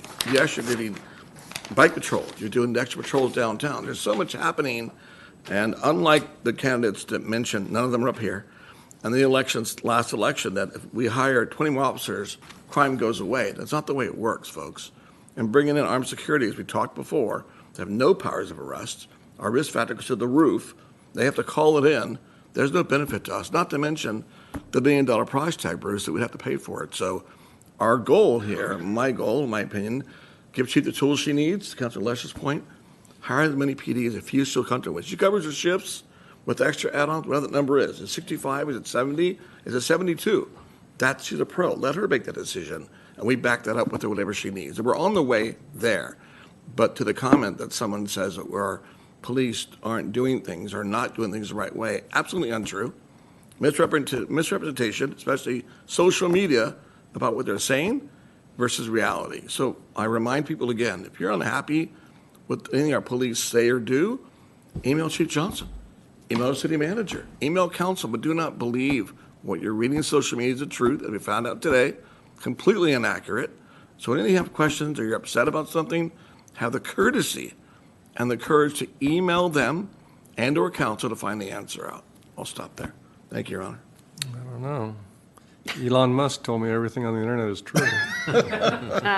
Councilmember Haworth. Very quickly, I do want to thank the chief for the report, and to amplify what Councilmember Montgomery said, it is important that people understand that the chief has heard our residents who have said they want to feel safe.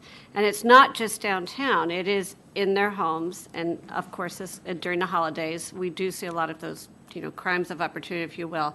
So it's important that we all communicate. There has been a swing patrol shift added. They are doing extra patrols because my goal is that residents are safe and feel safe. And then the tactic is to give the chief what she needs to make that happen. So we are listening to residents. Nobody wants these things to happen. And thank you for hearing the residents. Now let's all let people know that this is happening. That's part of our job too. Okay. Councilmember Franklin. Yes, thank you, Mayor.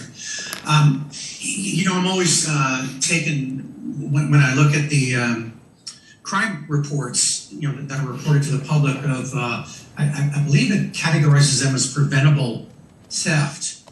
So a lot of the responsibility falls upon us as residents. And I'm going to even say myself, I had left my car unlocked, and unfortunately that particular night, somebody came through and rifled through it.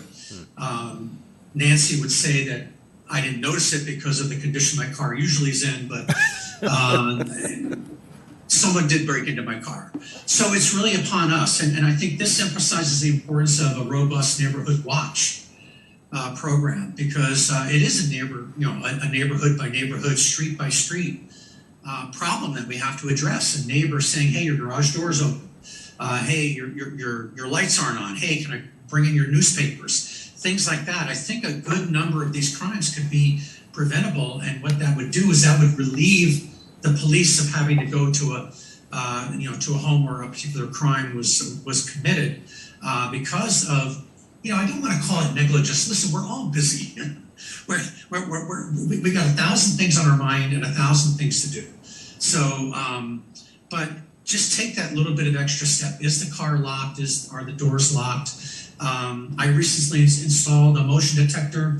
I was pleased to see that this was, that lights a light that lights out onto the driveway, to the front of the house. So when anybody walks up the driveway at night, that light goes off. That was a relatively inexpensive, crime preventer. So let's all, pitch in, help the police so that they can really focus on. I don't want to say more important crimes. All of them are important, but you sort of all know what I mean. Let's help them by not becoming inadvertent victims. To strengthen our targets, right? To strengthen the target and participate in your neighborhood watch. It's an amazing program. 400 plus police captains volunteer to be one yourself. It's a really great time to an opportunity to meet your neighbors. Okay, thank you. Thank you. Councilmember Lesser. Our community members are concerned about crime. I mean, why is this item before us? Obviously, because of the events of this last summer downtown, but there's a general perception of fear. But circling back to why this item is before us, it relates to downtown, I defer to our chief and what she says she needs for her resources as the staffing increases. What was not mentioned tonight, but I know has been mentioned in prior discussions of downtown, there are officers that one sees, but also undercover officers that are part of the patrols that are downtown. I think what the community has done well, certainly since my time not being on council, but has done better at getting the messaging out, as was indicated, to alert the public that there are perhaps more officers patrolling our streets than people realize, and trying to counterbalance the false messaging that's on social media. It is a pretty scary world if you just get all your news from some of the social media platforms. So I give the community credit for trying to amplify what messaging is going out already about the steps that the city is already taking. I defer to the chief as to the number of officers chief believes the force needs, and I look forward to a more robust discussion about, for the whole citywide, how many officers we need come the mid-year budget review. Thank you. And for me, the issue has never been just about the downtown. It shouldn't be just about the downtown. It's about the entire city, and also working in concert with our adjacent neighbors as well. But focusing on Manhattan Beach, the entire city, and what we can do to make us safer, at least in terms of police and having armed enforcement, would be more police officers. And the issue, so set aside the armed security, that's not going to happen for the reasons that have been discussed. But we still need to add more, in my mind, and that's with the chief's planning and the needs for the department. But we want to get up to our full contingency. We want to get to those overhires, but we're competing against the same folks that we asked if they could help us out, including the sheriffs and other departments, because they're having the same problems recruiting as we are.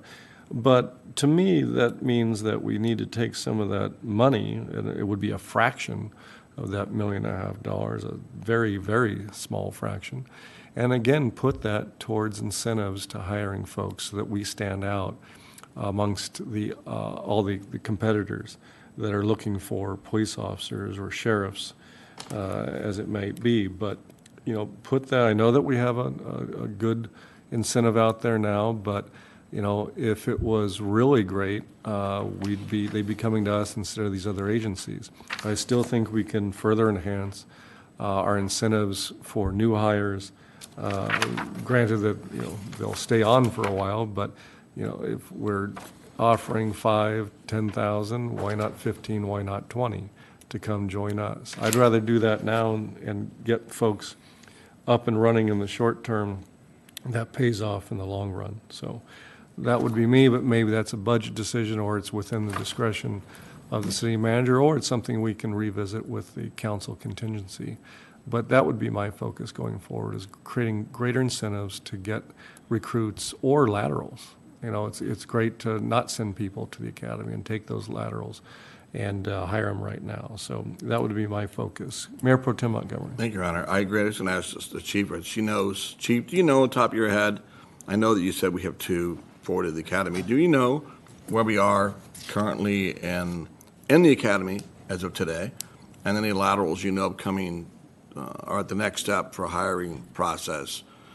Is it 2? Is it 4? Do you happen to know top of your head? Off the top of my head, I know that we have 2 that are slated for the academy. We do not have anyone currently in any academy classes right now, but we're looking to have them in classes in the first quarter of next year. And with regard to laterals, I don't have updated data on how many we have in the hiring process, but I do, it's my preference to hire both for succession planning and things like that, so that we have the longevity and some of our folks that start as police academy trainees, as well as the experience and tenure of our lateral candidates. And thank you. As the mayor mentioned, we're not only competing against local agencies, some out of state trying to poach officers away. I think it's a great idea to increase the bonus, the signing retention bonus. If you can get someone that's qualified, why not? I have no problem. It's a great idea, but that pool is tighter, smaller and smaller and smaller as we go along here. That's one option to look at. I know that our background investigators, your background investigators, are going full speed. If we find good people, of course we want to bring them in. Not that we're not looking. We are looking. But we're competing, like Steve said, against everybody else out there. So we want good people first and foremost. Yes, sir. We have to wait a little longer, then wait a little longer. The incentive plan he mentioned, I think it's a great idea to help Bruce to move it forward. That's more attractive to bring someone over, good for us. They had a great record of bringing laterals over. We can find them, good for us. But that's just one piece of it. But we'll wait for more that you need to. Going forward, as Councilman Lester mentioned, you might need 4 more or 5 more. If you found them, what will be that magic number you're looking for going forward? But we'll wait until you come back in our budget session and go from there. Well, with that, though, I would say, because we've talked about this before, was brought back on something I think I brought forward about a year or so ago regarding added incentives. In terms of this, I don't want to let it go. It says discuss and provide direction. We say we're not going to hire outside enforcement, but if we're going to hire internally, then I would ask to give direction to the chief and the city manager to bring back what our incentives are currently and then how we can enhance those and come back for council approval. Yes, sir. Is any objection to that? No? I'm fine. I have a question. I'm fine with that. That's You're great. going to defund the police? That was actually a joke that he just said. I absolutely do not want to defund the police. Oy. Just kidding. Okay, but for the record. Campaign's over. I know. All right. We're all good here. So, but to clear, I love that idea. I think that because I do appreciate what Councilmember Montgomery said. I've always admired how you and Chief Abel and Chief Berg really hired very carefully, right? That's why we get the officers that we get. And incentivizing is a terrific idea. Would love to see that. But then also when we come back for the mid-year, so that's one step. Then step 2 would be at the mid-year budget. I want to hear, actually, if I could hire 3 more, 5 more, 2 more, I would like to do that, right? So that's, and we may say yes, no, maybe so, but so that's what I want to hear then. But so I want to make sure that doesn't get lost as well. Okay. Okay? Councilmember Lesser? I just was going to continue the dialogue and support your idea, Mayor, about finding out about incentives. The reason that I had mentioned the mid-year budget review is we want to see what the fiscal implications are and how they tie into our overall budget. And that was the reason for discussing the number of officers. And that might be a logical time to talk about incentives unless you believe we should talk about it before we get into the mid-year. I defer to you. I would talk about before the mid-year. They'll present what's available in the budget at that time, but like you said, if it's on everyone's minds, that's what we need to be doing and not wait for a budget review. We can do it ahead of that, and then we can self-correct after that with the remaining budget items. Fine. Yeah. Thank you. I appreciate that. Direction given, taken, thank you. Onward, item 11. California's COVID-19 state of emergency ending and impacts on the city's related emergency orders. Ally will do the presentation on this item as well. Good evening again. Alexandria Latrania, Policy and Management Analyst again. The item before you is the consideration of the ending of California's COVID-19 state of emergency and the impacts that it has on the city's related emergency orders, ordinances, and policies. So as you know, the City Council declared a local emergency on March 13th, 2020 by adopting resolution number 20-0039. And this resolution specifies that the local emergency would continue. I'm just going to move my phones because maybe it's interfering with the mics. It happens. My apologies. So this resolution specified that the local emergency will continue to exist until the City Council terminates by proclamation that local emergency. So the backing up to 2020, the city responded to the COVID-19 pandemic by issuing 29 emergency orders, several ordinances and policies that are still in effect in the city right now. And the purpose of these actions was to allow the city to quickly act to protect the life and property of our community. They included orders relating to the closures of city facilities, parks, and public spaces, COVID-19 protocols for businesses, face coverings and social distancing requirements, and the use of public property or private parking spaces for dining establishments.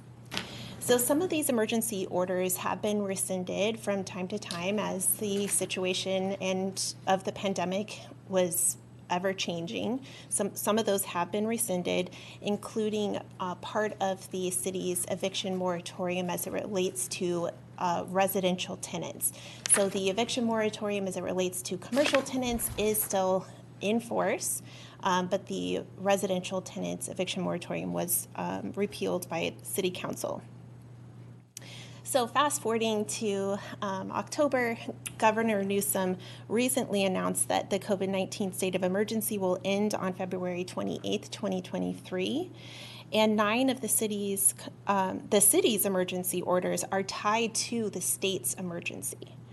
So I hope I made that clear, the distinction between the state's emergency and our local orders. So 20 of those local orders are tied to the city's declaration of a local emergency, but 9 of those are tied to the state's. And those are listed in your packet and in the staff report. And these 9 orders relate to the use of public property by businesses and restaurants. This means that once the California COVID-19 state of emergency expires, the businesses or restaurants using public property will be required to restore the property to the satisfaction of the Community Development Department within 10 days of such expiration. These emergency orders will be rescinded automatically when Governor Newsom terminates the California COVID-19 state of emergency. And staff will present a report specific to the city's outdoor dining program to City Council in January. So we can kind of take that conversation about the outdoor dining program and wait until January. The remaining emergency orders and ordinances related to the pandemic will continue to exist unless the City Council deems it appropriate to continue the local emergency. And so I just kind of want to summarize very quickly for you what, if the council decides to end the local emergency, the impact or the significant impacts on those emergency orders, the policies, or the ordinances that are still in effect at the city. So the first one is the eviction moratorium, which I already mentioned. So just to remind you, council may wish to provide a date for, so if the local emergency is ended by city council, which would take a council action, the eviction moratorium as it relates to commercial tenants would then expire. And council may wish to provide a date for commercial tenants to transition away from those protections of the ordinance, and staff recommends that we could come back with the ordinance if that's the desire of the council, modifying that. The second item of note is the employee vaccination policy. So this was something that was put into place in order to protect staff and ensure the health and safety of not only our employees, but also the public that we work with. If council chooses to end the local emergency, you may want to consider rescinding this policy as well. And the third item of note is the business loan program. This is described in your staff report. This program will trigger the repayment and interest accrual for the participants within 100 days of the end of the local emergency. So those are kind of the significant items that if council chooses to end the local emergency, that we should take a closer look at. Finally, as an update, the City of Los Angeles City Council voted to end their local emergency at the end of January. So we are kind of just monitoring that right now, and staff recommends that the City Council discuss and provide direction as it relates to the local emergency in Manhattan Beach. Okay. Questions, Mayor Pro Tem Montgomery? Thank you, Your Honor. Hey, Ally, the only question I had was, have you had any questions of any residents or businesses about the city revoking or rescinding the eviction moratorium urgency ordinance? This is commercial, residential, we did a while ago. Mm-hmm. Have you had any comments? Somebody reached out to me and said, hey, the council's discussing, revoking or rescinding the commercial eviction ordinance. What is it? Have you? And have they, I'm curious what the number is. I probably receive a question about that once a week. It's either from a tenant wondering if it's still in effect or from a landlord. Is that number the same person calling every week, or is it a number of different individuals, different community members? I've had some repeat customers. There are possibly some repeat customers in there as well, but it is probably, minus when we put into place the face mask. If everyone remembers the questions about that, there were way more about the face mask, but right now. Are we going to bring those back? Maybe. That's up to the county now. We rescinded those orders, so those are not included in there. But yeah, it's probably the most frequently asked question at this point in the pandemic. Good. As we've seen, as Councilman Lesser mentioned, there are some residents that, similar to public safety, not the same thing, similar to, there are still some that are in fear of COVID for good reason, to family members, and RSV. So I don't know what the number of employees, I don't need to know the number, but I know the majority of our employees have had vaccination shots and their boosters are doing forward. And at City Hall, we recommend, if you come to City Hall for business, especially upstairs on the Horseshoe, to wear a mask. We suggest that. Any concerns you have, we make it easy for residents and our businesses to do their business, work with us virtually or by phone, or God forbid, actually someone mails something. But you have options without coming to City Hall. That was my point. But if they're calling you about the commercial eviction ordinance, that means there is some concern about the commercial urgency eviction ordinance, although we'll discuss timing later. I want to make sure that was founded before I made any comments down the road. So thank you for that. Nothing further, Your Honor. Okay, Councilmember Lesser? Ali, I wanted to pick up on this interplay between the city's local emergency and what the state will be doing after. I think it's February 28th. Is that the date of the state's emergency order?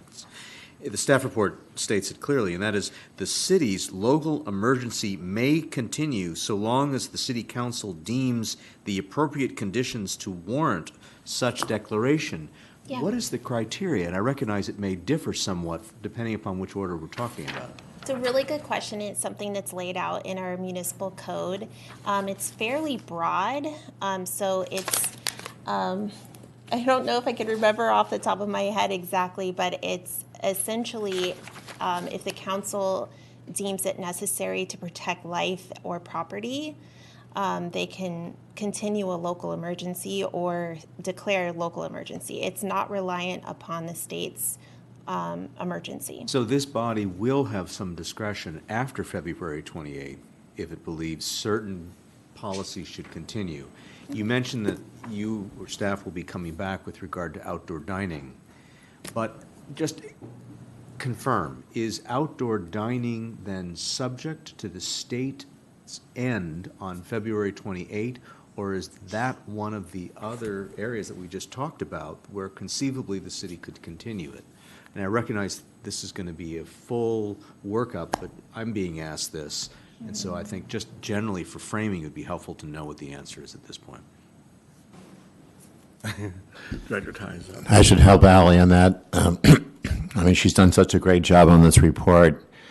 So right now, the outdoor dining ends 10 days after the state emergency. That doesn't preclude the city from extending the outdoor dining under a different basis. Okay. But so if the council does nothing on the outdoor dining, it's over 10 days after February 28th. Would the criteria be, which was just articulated, this emergency definition by the council, by the city in the city ordinance? Right, and so at the next council meeting, I guess that's the 17th, Correct. there'll be a much further, well, there'll be further discussion on outdoor dining. At that time, that will give the council the opportunity to see how it relates to the end of the state emergency. Thank you. Councilmember Franklin? Yes, thank you. And thank you, Ally, for putting this together. Back to follow up on Mayor Pro Tem Montgomery on the eviction moratorium emergency ordinance. He asked about tenants. How about landlords? Have you heard from many landlords how this might be impacting them? Yes, I've heard from landlords and tenants, kind of a mix of both. So I haven't, tallied all of those up, but I get one question a week, and I would say it probably 50%. I think it's split really between the landlords and the tenants. Okay, and then we saw different solutions for this, like abatement of rents and things like that. How is ours structured? Is it did it allow a tenant to stay there, not pay, but then pay the rent and back rent at a certain time? Yes, so repayment would be required, and correct me if I'm wrong, Quinn, I think it's 6 months. They would have 6 months after the end of the local emergency to repay that back rent. And this is provided that they indicated to their landlord, of course, and otherwise qualify under the ordinance for financial hardship under the COVID-19 pandemic. Okay. And then on the business loan program, without going into details, was the full, what were we loaning up to the amount of 125? So the city issued a total of $125,000 in loans. Mm-hmm. Has a number of this been paid back? Is it not? So one of the, great question. One of the loans has been paid back. I think it indicates in your staff report that, and the rest have not been paid back yet, but they would become due within 100 days after the end of the local emergency. Okay, and then what happens at the end of 100 days?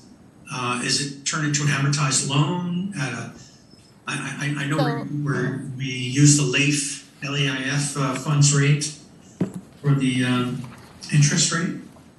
I can't answer a question about what rate we use. However, interest would accrue and repayment, it would be a repayment plan. I see our finance director on the... Yes, I didn't want to interrupt. Thank you, Ally, for putting the report together. Councilmember Franklin, thank you for your question. Good evening, Honorable Mayor and members of the City Council. Yes, we did issue business loans during COVID. It will start about 100 days after the emergency order is lifted. The repayment will be due in 3 years, and it'll be amortized payments over the 3 years. The interest rate will be tied to length, which is ranging around 2.1% plus an additional 0.5%. So it'll be about 2.6% will be the amount of the interest rate that we would charge on the loan for 36 payments. Okay, got it. Thank you. Other questions, Councilor Franklin? No, that's it. Thank you. Okay. Seeing none, no more questions, I'll open it up to the public. Anyone in the audience want to speak to this item? Okay, seeing none. Anyone on Zoom? Username iPhone.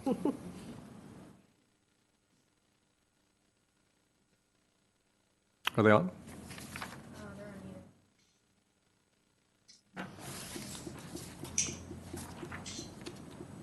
Hello? Yes. Hello. Yep. I would like the floor to talk about, if it's possible, to talk about Measure 10. I was trying to raise my hand, but wasn't able to get in, if that's okay. Are you talking about agenda item number 10? Yes, I was trying to get in, but my hand was raised and it was, the floorman kept lowering it because I might have been too late. So if the council will allow me to speak on this matter. Sorry, we've already passed that item. Great. We're Thank on? you for your help. Thank you. Okay, back to this item. Nobody? Okay. All right, council. Mayor Pro Tem Montgomery. Thank you, Your Honor. Those of us that were here during COVID and right after, those of us that were here during COVID and those of us that were here immediately after the COVID period understood why we did all these moves, not just outdoor dining. Everything else we did and city staff did. We're well past that now. This is the time to reset everything we've done. And my idea was we rescind everything we've done during COVID to help everyone out. The loan program, I don't know whether it's 60 days, business loan program. I looked at Director Cerulean, whether it's 60 days, 90 days to notify our businesses that we were sending the program, give them time to get set. They all knew the terms and agreed the terms when we started. Try to find a 2.6% interest rate loan today, folks. Good luck. You'll never find it.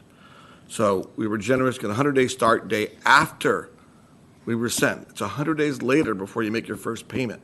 So it isn't like we're springing on you tomorrow. But to be fair to both the landlords and the tenants both, notice the intent, everything we thought we'd accomplish in 2020 with the Mayor Napolitano and former Mayor Hersman and former Mayor Stern and former Mayor Hadley, we did what we thought was right at the time. This was right at the time. But now, we can't keep looking backward. We have to hit that reset button and say, with enough notice, we go forward. That's our vaccination policy, our business loan program, all the items, numbers 10, 11, 16, 19, 20, 26, 27, 28, and 29. I think we rescind all of those with proper notice, going out, and our intentions as to why we're doing this. It's a matter of fairness to all.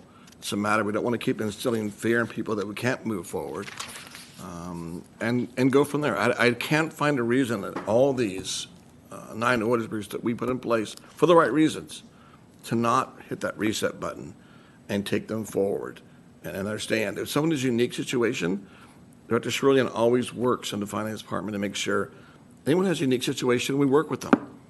We work with them, whatever happens. We've seen it undergrounding, we've seen it with COVID. So if that happens, we can work with whoever that may be. But for everyone else in the city, it's time to turn that page and say, okay, we've done everything we were supposed to do and more. I don't know a city out there that did what we did in 20 to bend over to help our residents survive, helping out, as Mayor Steve would say, helping up them. Not a handout, it's a help up that we did. And this is a perfect example of time to get back. Let's reset ourselves. Our holiday meters don't go past holiday season, do they? No, they don't. There's a term for it to end, and you reset. So my proposal, and I'll make that motion, Your Honor, is to resend all items and open to whatever time on the business eviction program to make proper notice and go from there. Okay. Councilmember Haworth? Simply a clarification, Mayor Pro Tem Montgomery, you are talking about rescinding all city emergency orders that we have control of that won't simply be rescinded because of the state.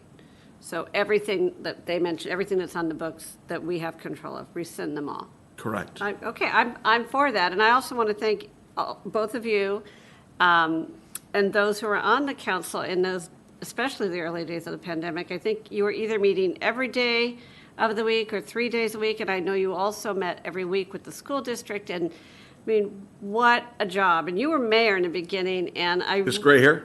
Yeah, no, I do not. I refuse. But I really, really appreciate your leadership during that time. And as was mentioned, we will be talking about outdoor dining in greater detail in January, because that's sort of separate now and apart from all of this. It grew from this, but so I totally would support all of that. Okay, Councilmember Lesser? I wanted to start by echoing Councilmember Haworth and just compliment the prior council on what they did and how they led our community. Let's keep going. It was hard work. Thank you, everybody but Steve. All right. A lot of difficult decisions, had to pivot very quickly, had to look at outside agencies and what they were doing, and continue to run the city day to day with city staff and able city staff. So, well done. In terms of moving forward, where I was a little bit confused, and maybe I seek a little clarification on your motion, Mayor Pro Tem Montgomery, and I'll ask it through staff, and that is, it's unclear to me which of these items warrant a further discussion before council or an across-the-board approach that Mayor Pro Tem Montgomery is proposing, which is to rescind them all. Can I ask what staff is looking for tonight? Is staff looking for a broad sort of direction consistent with what Mayor Pro Tem Montgomery is proposing, or something more specific depending upon which emergency order we're talking about?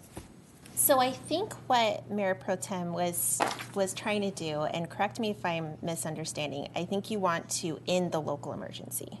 That's correct. Is that correct? Okay, it wouldn't be necessarily rescinding the emergency orders, it would be ending the local emergency. So you can do that by proclamation. The items that that staff would need or would like further direction on is the eviction moratorium ordinance. So we would like to come back with the urgency ordinance modifying the one that is currently in place, allowing for a similar transition away from those protections that we allowed for the residential tenants. And so we could bring that back. Am I stating that correct, Quinn? Yes. So it's my understanding, just to interrupt, so to basically coincide with the February 28th and the council's meeting on the 21st, so you could adopt the proclamation on the 21st, effective February 28th. And so Ally's highlighted the one issue on the tenants, and we can come back with that. And there's one or two more.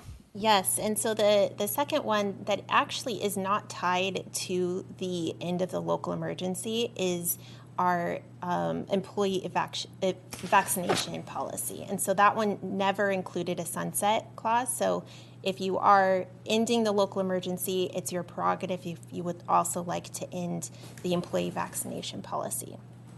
Do we need a friendly amendment for that, or would that be included in the motion that Mayor Pro Tem made? If he wants to include it. I would include it at the same time. Great. Both of those items, so ending the local emergency, giving staff direction on the eviction moratorium to bring back, and the employee vaccination policy. Yes, both. Ending employee vaccination. We don't Yes. need a report back on that. Correct. Okay. Okay, Councilmember Franklin? Anything? I think he's on mute. Yeah. I actually did not get a chance to ask the question about the employee vaccination policy. Did we in fact lose employees as a result of it? I am not aware of any loss of employees due to the vaccination policy. Okay. It does not appear that we did have any loss of employees because of that. Okay, great. That's good. Good to hear. And Nope, that's it. Okay. Thanks. All right, apparently we need clarification here. So for myself, ending the local order, I think we should end it along with the states. Our local emergency should end with the states ending of their emergency.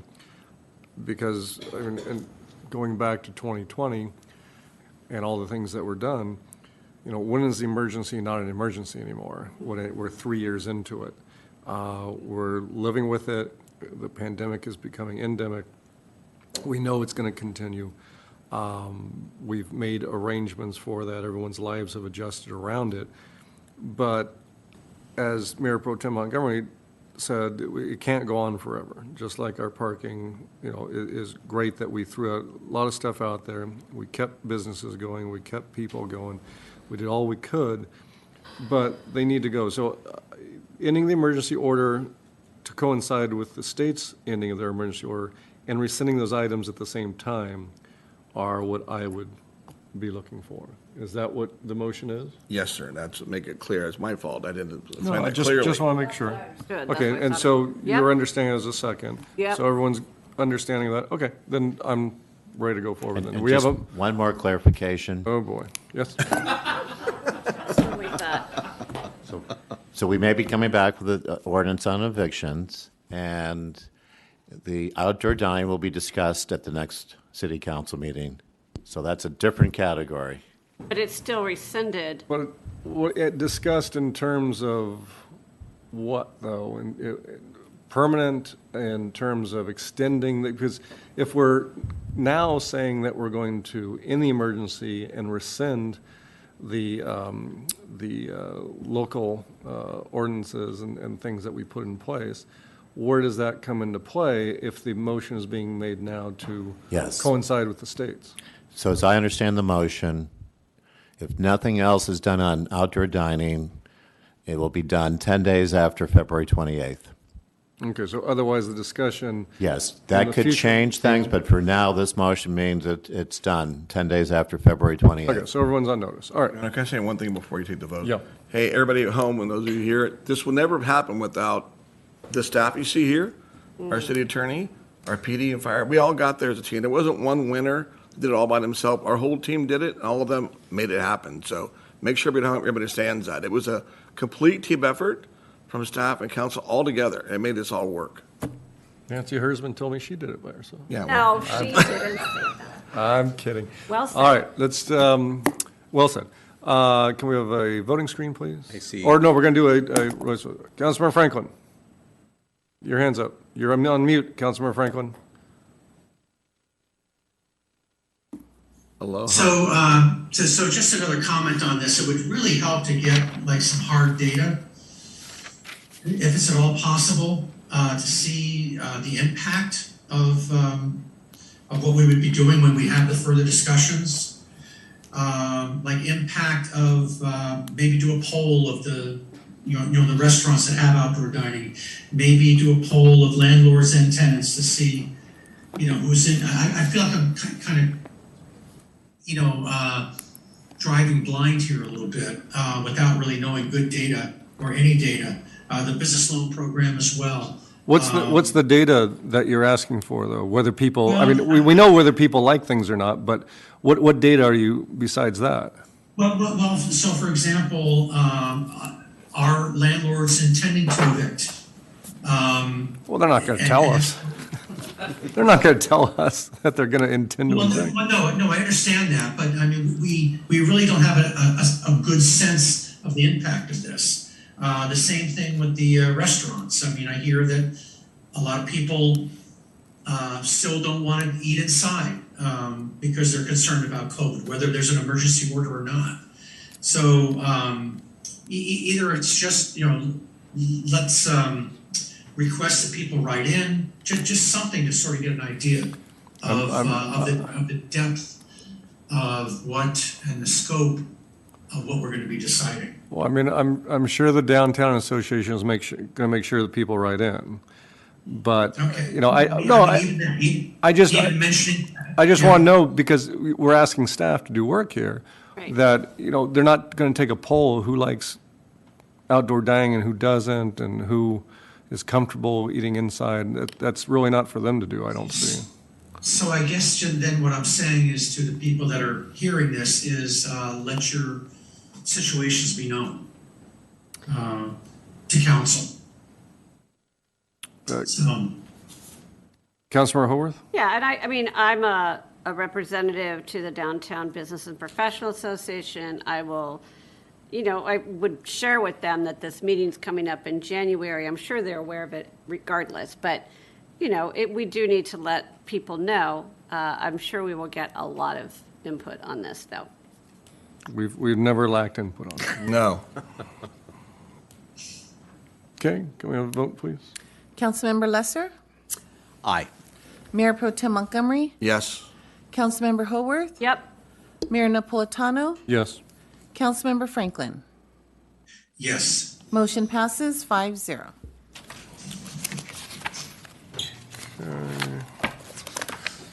Takes us to item 12, review of pending items, agenda items for city council consideration. There's a list of them. And this is Mr. Gabriel. What does staff not want to do any more of?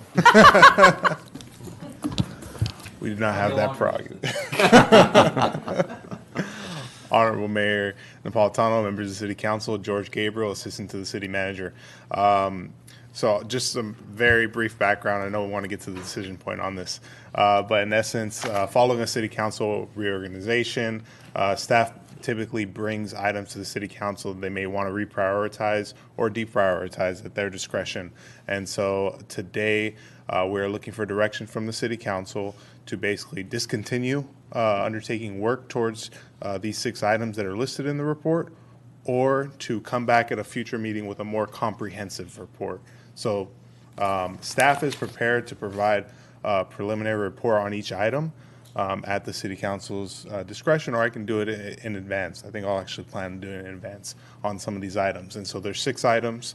I've kind of separated it by department for right now. But in essence, 2 of them are for management services and 4 of them are for community development. Okay, so I'm going to bring up each item one at a time, and then 3 nods in support of that item will keep it going. If there aren't 3 council members in support of an item, then it'll be taken off. Fair? Sounds good. Your Honor, one question. It was a rhetorical question. Is it the order that they stay on? Is the order stay the same? No, It's not ordered. All right. This isn't ordered. prioritized. This is not prioritized. It's simply a numbering system. Someone had to go first, Got it. right? Correct. Not prioritized. Okay, so number 1 is analysis of prosecution services for the city. Okay, everyone's jumping in. Mr. Mayor, so one challenge I have, and I may well agree with your choices, for example, there's not enough descriptive here of what these items even are. And as someone who, having not been on council, followed a lot of these subjects, I'm not sure of the scope of some of them and where they are, where they're left, and where they're going forward. So I want to show some respect for what the prior council would, but I'm just wondering if we want a little bit more descriptive of where they now stand and what staff is asking you to do further. That's what was offered up for anyone who wants it. So where are we on the prosecution services? So City Council members will recall that we've had multiple discussions on this at the City Council level. And in essence, the staff, what we had done is we had drafted a contract with the City of Redondo Beach for prosecution services. The cost is about $300,000 at that time in prosecution services. In order to do so, we needed approval from the Los Angeles County District Attorney. In trying to obtain approval, we were in essence rejected, and we even had a presentation from the Los Angeles County District Attorney, and they indicated at that meeting that they were unwilling to provide consent, and that consent is required by state law in order to obtain prosecution services from another jurisdiction besides LA County at this time. So in essence, we received that presentation. City Council directed a City Council subcommittee of some sort, comprised of former Councilmember Hildy Stern and Mayor Pro Tem Richard Montgomery. And with no staff present, that was the direction. And what they were to do were to try to see if there were some steps that we can move forward with either obtaining consent or at least getting homeless court services. And so I believe, and this is obviously secondhand because I was not present at those meetings, but that the district attorney's office was not very interested in providing either consent, or they were not prepared at that time to provide homeless court services to the city. So we were kind of left at a standstill. Well, I've got a whole separate edition of that, but is that enough? I think for me, I'm going to be very interested to hear what the council members who are on council feel about this, because I really want to show some respect for the process that you went through, as opposed to just coming straight in and saying yes or no. And Richard especially being on the subcommittee. Exactly. Sorry Okay, to so interrupt. we push the button, please. Sorry. Thank you. Oh, well. We're going to start with Councilmember Franklin. Yes, thank you. So thank you, George. We heard from George Gaston's office. They weren't going to let us, do what we wanted to do with Redondo Beach. So that'll have to wait for another day, I guess. But part of that we had uncovered was the value of the homeless court in helping the homeless to achieve better credit ratings, expunge criminal records, things like that.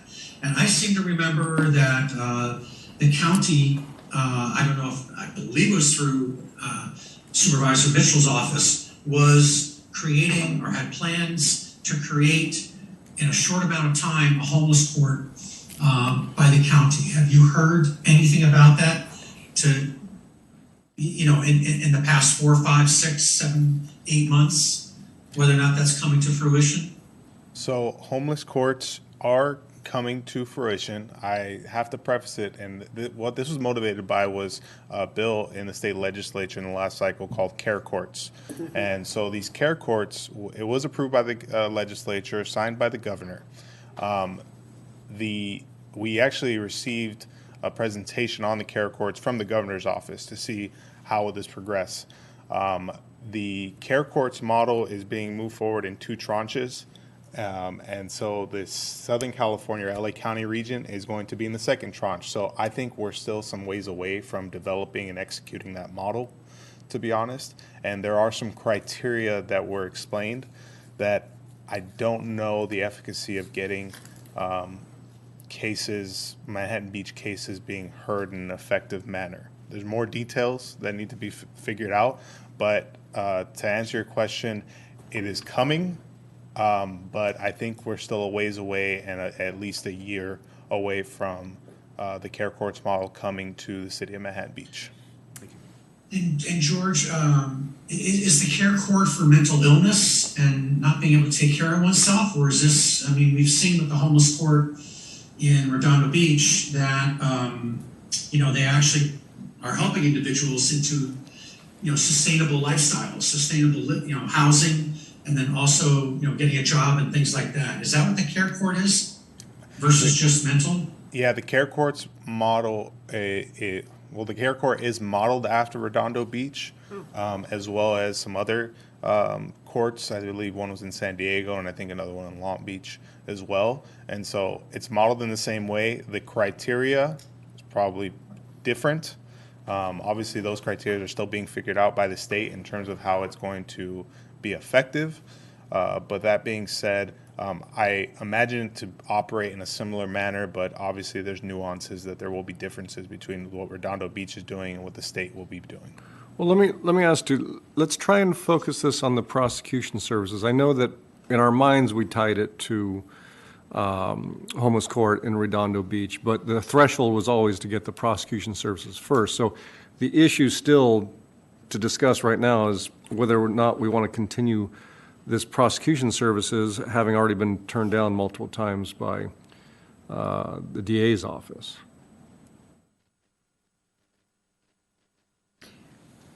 Councilmember Franklin? Yeah, well, we got our answer. Right, so that's what I mean. So do we need to continue on this item? Are you in favor of continuing this item or not? Well, yes, but not to beat my head against the wall, so. So what's the answer then? So I guess the answer is no. Okay, there we go. Painfully. All right. Painfully. All right, Mayor Pro Tem Montgomery. Thank you, Your Honor. To Councilor Lesser's request for historical perspective, at the time, Mayor Stern and I were the subcommittee, and we did meet with the Escalon DA's office and his staff. At first, the General Land Prosecution Services only was to discuss were they open to us doing it. First, the answer was no. Then Councilor Stern, then Mayor, and I suggested, how about a pilot program? Let us try it with Redondo for a year. If we do a great job, we'll pay for everything, then we'll continue it. The staff supported that idea. Took out the DA, and somewhere around that time period, or right before we were discussing a no confidence letter, and next thing you know, communication stopped. I believe Councilmember Franklin and Councilmember Hadley wanted to talk to them, and the staff would not talk at that point. So we did meet with them. They were very, I would say, they were intent on listening to us on our issues, but they did not let us move forward with that option. So everything came to a standstill at that point. Okay. And to narrow it down even a little bit further, it was about and continues to be about the prosecution of state misdemeanors as opposed to municipal misdemeanors, which our own prosecutor, which we've always had a prosecutor, which deserves a further discussion at some point. But we have a prosecutor who has diversion programs, which could be applied in some cases here that we haven't explored, but that's a discussion for another time. As to whether or not this should continue on this, I don't see how or why we should continue this. I would be in favor of taking this off because we're not getting any approval from the DA. We don't have an ability to prosecute state misdemeanors at this time on our own. Concur. Great. Having heard then from the council members, I concur as well. I just wanted to make sure I wasn't missing anything, and particularly from you, Mayor Pro Tem Montgomery, to the extent you wanted to pursue any aspect of this. I wanted to hear from you first before I weighed in, and I concur with what the mayor has just suggested. That's 3, so it's done. Appreciate that. It's 4, actually. Okay, number 2, update on increased transparency efforts of the Sustainability Task Force. Actually, if we're going to do everything in management services first. So the next one is the Bruce's Beach history report edits. Okay, which is perhaps item number 4, approval process for edits to the Bruce's Beach history report. So actually, Councilmember Franklin can weigh in on this as well as his request, but you'll recall that the question came up as to what the process might be if we were to make edits to the existing history report, realizing that there may be modifications to be made as new information is discovered. And so that's a pending item that was going to come back to the council. Just want to make sure, again, that it has full support of council, that we spend time on that. Okay, Councilmember Franklin, do you want to speak to that? Sure. Yeah, so the reason I suggested this is that we all know that we all worked very hard on the resolution, on the history report, on the plaque, on the plaque language, and I believe it was your words, Mayor Napolitano, was that that the history report's a living document, and that's fine. Information that gets found and updated should absolutely be put there, but I just wanted to make sure that the council had eyes on that. We're aware of it and could make contributions to that. So, unlike just things entered into the history report without having council review it first. Oh, so your suggestion was that any changes come before council before they're made to the history report? Yes, yeah, yeah. Bring them to council, let us review them, and then either vote on them or say, okay, this is fine. Okay.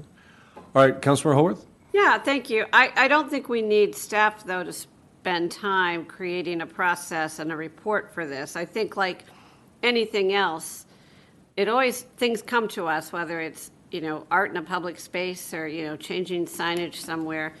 I understand not wanting to make the assumption that that would happen, but I would just suggest that, things of that nature come to council. I'm fine with that, but I don't think staff needs to spend time on a report and a process. Have we had any additions made? Nothing substantive. There have been typographical changes, errors. Mayor Pro Tem Montgomery. That was my question. I was going to ask City Manager Mo, did anybody write in or send a comment to us that any changes? And you said no. Since the language is approved, no one's written us a new, just found information. Thank you. That's all. Well, Councilor Franklin, to your point, I think it's a wait and see. I don't want to put staff in a position of coming up with a process that I think we already have, which is if somebody wants to bring something, it's not automatically nothing happens like that. Nothing happens where anything, staff runs and automatically does something and puts it in a staff report or does anything because someone sent something in, especially something that takes time or review. I just something like that would come to council as a matter of course, wouldn't it? Well, would it? Well, so I'm asking City Manager. You're giving us that direction, so yes. Yeah, so we're telling them right now. Right. Bring it to council before anything changes. There you All right? go. Problem solved. Next. All right, what else? So we're moving on from management services to community development, even though those were items for management services were 1 and 4. And now we're getting down to 2. Update on increased transparency. Push the button, please. Update on increased transparency efforts of the Sustainability Task Force. Good evening, Mayor and members of the City Council. I'm glad all the numbers repeat, so that can even be more confusing. So I'm going to take 1, 2, and 4, if you don't mind, because they are somewhat related. 1, 2, and 4 on this particular slide. So that would be the increased transparency on the efforts. Then the second one is the energy efficiency measures for municipal facilities. And the third one is specifically solar energy for non-residential construction, including municipal facilities. So what Bruce's item 1 on his staff meeting tomorrow is going to be. Yes. So ABT. items 1, 2, and 4 on this particular slide relate to the sustainability discussions. And all of these have not made a whole lot of progress simply because the environmental sustainability staff position has been in recruitment since this fall, and we're closing in, I think, on the end stages of that. But the sustainability task force item basically was to refresh the task force. So we need the staff member on board to do that. And then after that, to have transparent advanced agendas for meetings and have Okay, hold on. the public. Let's back up to 1. We are going to take them one at a time, and whether or not we have a management person on there, we're going to decide right now whether we're going to move forward with it or not. That's fine. Regardless of the management and what they want to do. Because they're going to get direction from council through staff. So update on increased transparency efforts. So for background purposes for these folks, what did that mean when it was brought forward? Thank you. So when it was brought forward, the existing sustainability task force had not been refreshed for over 2 years due to COVID-19. And there was a discussion as to whether that task force should be converted to a commission, in part to make the meetings and the advanced agenda process more transparent. Previously, the sustainability task force met, I would say, in a combination of an ad hoc fashion with agendas sent out perhaps 24 hours to the group, but it wasn't held in a similar fashion as, say, a commission. And so the direction was to refresh the task force by sending out another round of applications, having new members, and of course the previous members could reapply. The selection process would tie to the items on the environmental work plan for the year, and then the agendas would be put out in advance so that the discussion items would be more transparent to the public and that the public could attend. Now, the public could attend before. It's just that if the public doesn't have enough notice, you may not get as wide of an audience. So it was to change up the way things were done a little bit. So it's basically to appoint a new commission of sustainability. Well, it would remain a task force. I think that was the direction given by council, but it would operate in a more transparent way. Yes. That's correct, not a commission anymore. Not a commission. That was voted down. Push my button. Yes, and I'll get to you when I'm chair's prerogative to ask questions. So the status now is to make it more transparent through additional noticing and new applications for people. Correct. Okay. All right. Councilmember Howard. Thank you, Mr. Mayor. And I appreciate all of your care and attention to running an efficient meeting. So if it's a task force, I mean, I'm hearing that the prior council said, no, keep it a task force, don't make it a commission, which I understand. Now, I was on the original task force probably back, I don't know, 2005 or 6 when Sona Kalapura, or Sona Coffee was here, was our first original kind of environmental manager as a resident or as a school board member. So I was on those. And then I also was a rep, I guess, or I don't know, there wasn't a official council rep to the task force, I don't believe. Or was there? We were? co-chaired. Yeah. No, we co-chaired the second one, but then the other one that was more of a staff-driven, that's a different thing. Councilmember Hersman participated in that. She did, that's right, it was Yes, and let me just clarify. So under the Brown Act, they were basically ex officio members. Right. So the council members, see, if you have a board with 2 council members and anybody else, it turns into a Brown Act body. Right. So they were converted to just a ex officio member, a non-voting member that would participate. But the clarification, Councilmember Lesser, is what you and I did is something different. And then there was this sort of internal one, but there were community members on it who were sort of experts in their field. And what I observed is it was more about internal policies, like we're going to use silverware that we can wash instead of plastic stuff. We're going to do an energy audit of our buildings. It seemed like it was a more internally driven goal. And so if that is the case, I mean, I don't... Well, they would review things and make recommendations to council. They would. Okay. All right. Thank you. That's clarifying. They would make recommendations to council. Okay. So the idea is to just create agendas that go out, but then are they Brown Act bodies? Just to understand it. Not necessarily, and so that was one of the, let's just say, when the council said we don't want this to be a Brown Act commission. Right. It was, well, we can provide additional notice if that's the direction. Mm-hmm. So you don't have to comply with the 72 hours, right. But if you want to provide 72 hours notice, you can certainly do that. That does not convert it to a Brown Act body. Thank you. Okay. Okay, so if I don't know that we need, again, I don't know that we would need a staff report, but sure, put out agendas, ahead of time. Great. Okay. Would be my comment. Councilmember Franklin. Yes, so the issue is just not the agenda. What had happened is it just kept popping up. Sustainability Task Force recommends that this be done. Some of these things cost a lot of money to residents, some mandates that were being discussed and recommended. Yes, there's experts on them, I'm sure, but I'd like to see some quote-unquote regular residents on it. So that you can get some a sense of the impact of what they're recommending, how that would ripple across the the residents in the city. We've got some pretty astute residents here. They're not all got environmental degrees and the like, but I'd like to see a little bit more balance in terms of representing residents on the task force. It's not just a question of agendas, it's also, there's no minutes, nothing was written about what was discussed. The members, were they still residents, that type of thing. So just kind of get more information, more transparent. That's the reason I supported this, coming to council for additional discussion. Okay.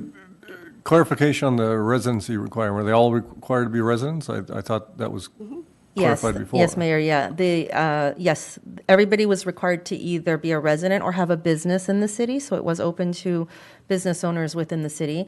You know, one of the consequences of not refreshing the membership over the course of 2 years, especially during COVID, is yes, there were people that relocated, there were people that changed jobs, and so that triggered the need really to send out another round of applications. But yes, it's open to only those that are residents or have a business in Manhattan Beach. Okay. Councilmember Lesser? I'm in favor of deferring this item, but for a broader reason, and that is we don't have this position in place right now, although we're close. This person is going to have a lot of work ahead of them, and I think that needs to be prioritized on what's going to be the most immediate going forward. So I'm in support of continuation of a sustainability task force, but that may not be the highest priority for what we want this person to do once they're hired and on board.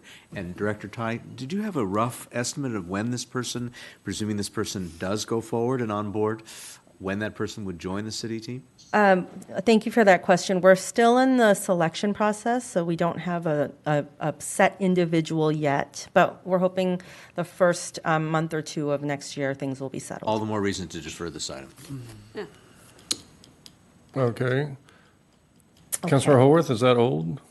It's new, but I think that Councilmember Lesser, I agree with Councilmember Lesser's idea. I don't think we need to have a report and talk about this. Let's see what the new person wants to do, and maybe they have a different vision. Maybe we direct them. Or we direct them, both, Yeah. either or. Yeah, okay. Mayor Pro Tem Montgomery. Thank you, Your Honor. To Councilmember Franklin's comments, Joe, I agree, it needs to be broad to everybody. Remind everybody, the last time that Dana, our former environmental director, put the message out looking for people to take it, 10 of 10 applied, and 10 of 10 were appointed. So it's on the residents. If you want this job, Joe, and regular people, you want them to apply? People without environmental backgrounds, you know what? Apply. It's on them to apply. 10 of 10 applied, and all 10 were appointed.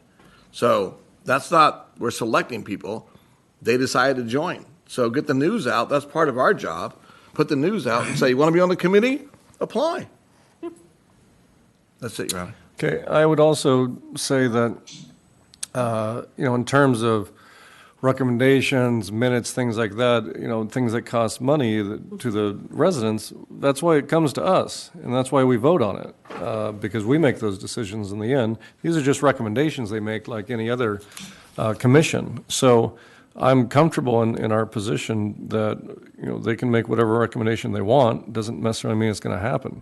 That's what council's for. But in terms of deferring this, I don't see the point. I think it's this council's job to say whether or not we want the agendas posted, whether we want minutes taken, whether we want to make it a Brown Act body or not.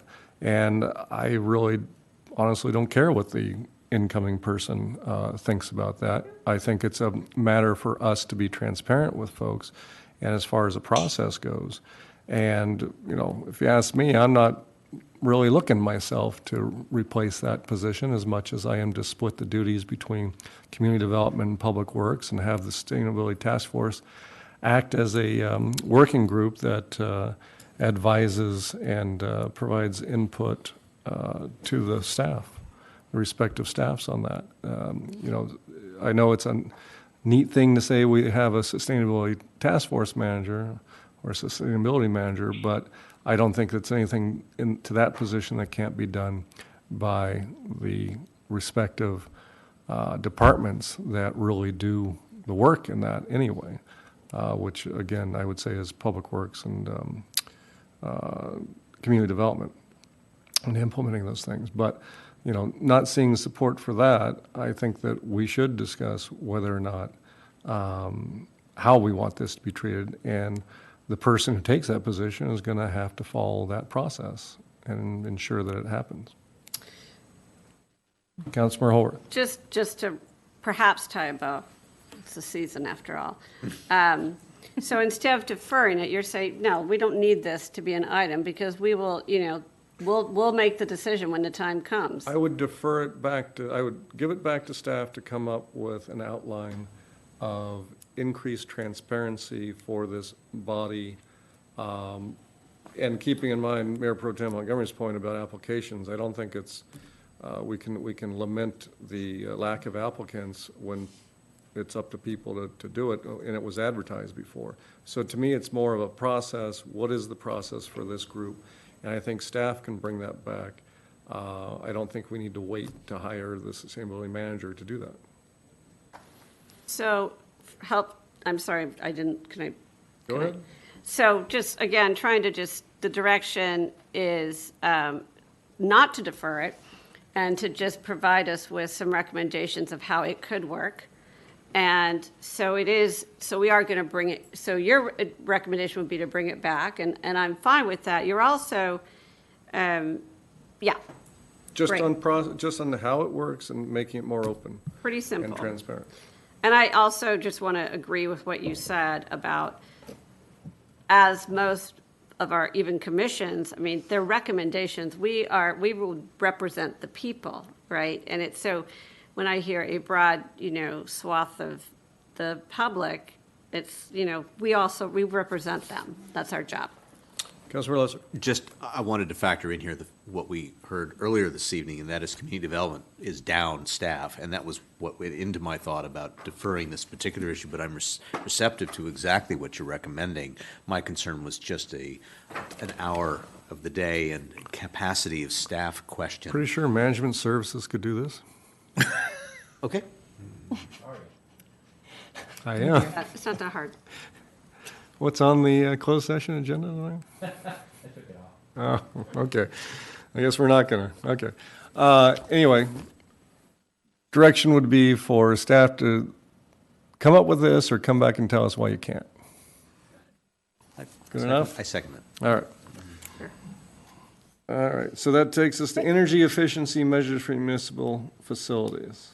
All right, thank you. For this item came out of the discussion as to whether Manhattan Beach's requirements for building codes for commercial and residential buildings should go above and beyond the state regulations for energy efficiency.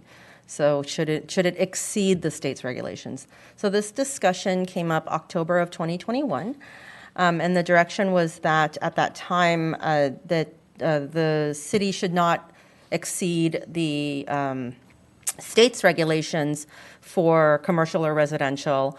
However, to discuss whether municipal facilities perhaps should exceed that. And so a fair amount of movement happened because the new building code was being developed. There are new energy efficiency regulations for non-residential buildings now that came in with the building code. And so for this item, the sustainability person would then basically bring back a report comparing what the new building code regulations are from the new building code and what opportunities there would be to have municipal facilities be more energy efficient than what the state building code requires now. And then the points of discussion at that time would be whether it would apply to new buildings or retrofits during remodels and the like. Do we not, I thought we did this before, do we not have a current policy in place for the city when they do their buildings that it has to be a certain LEED level? I do not believe that's there. I think back in I thought it was gold. the early 2010s, maybe it was 2013 or so, the Manhattan Beach's code did substantially exceed the state regulations at that time. But because the state building codes update every 3 years, eventually the state caught up, and Manhattan Beach fell in pace with that. And so it was only last year that the conversation came up again as to whether we should be doing more to be more progressive and more energy efficient than the state building codes. But about 10 years ago that happened, and we leveled off. What's our new, well, the library was a certain level. What's our new fire station? I thought that was gold. I do not believe there's a LEED certification for the fire station. I don't know. It was discussed when the plan was brought to us. Yeah. It was prior to, the new one. Yeah. The one on the fire station 2. Okay, well, we'll get back to that. Yeah, So certainly. to see whether this stays on the Mayor Pro Tem Montgomery. You're right. We were, those of us who were here in 2012, we were gold, Karen. It has caught up with us. So we did have a clarification. I think the mayor's right also with the new fire station.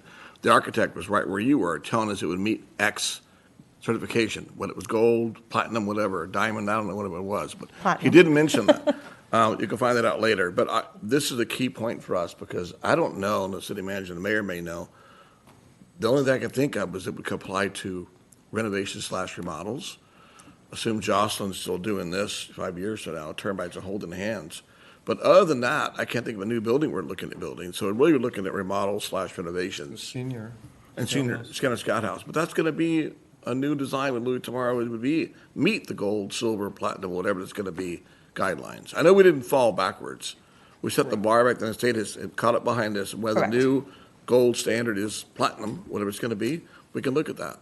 But other than that, I think our buildings, new ones, have been there.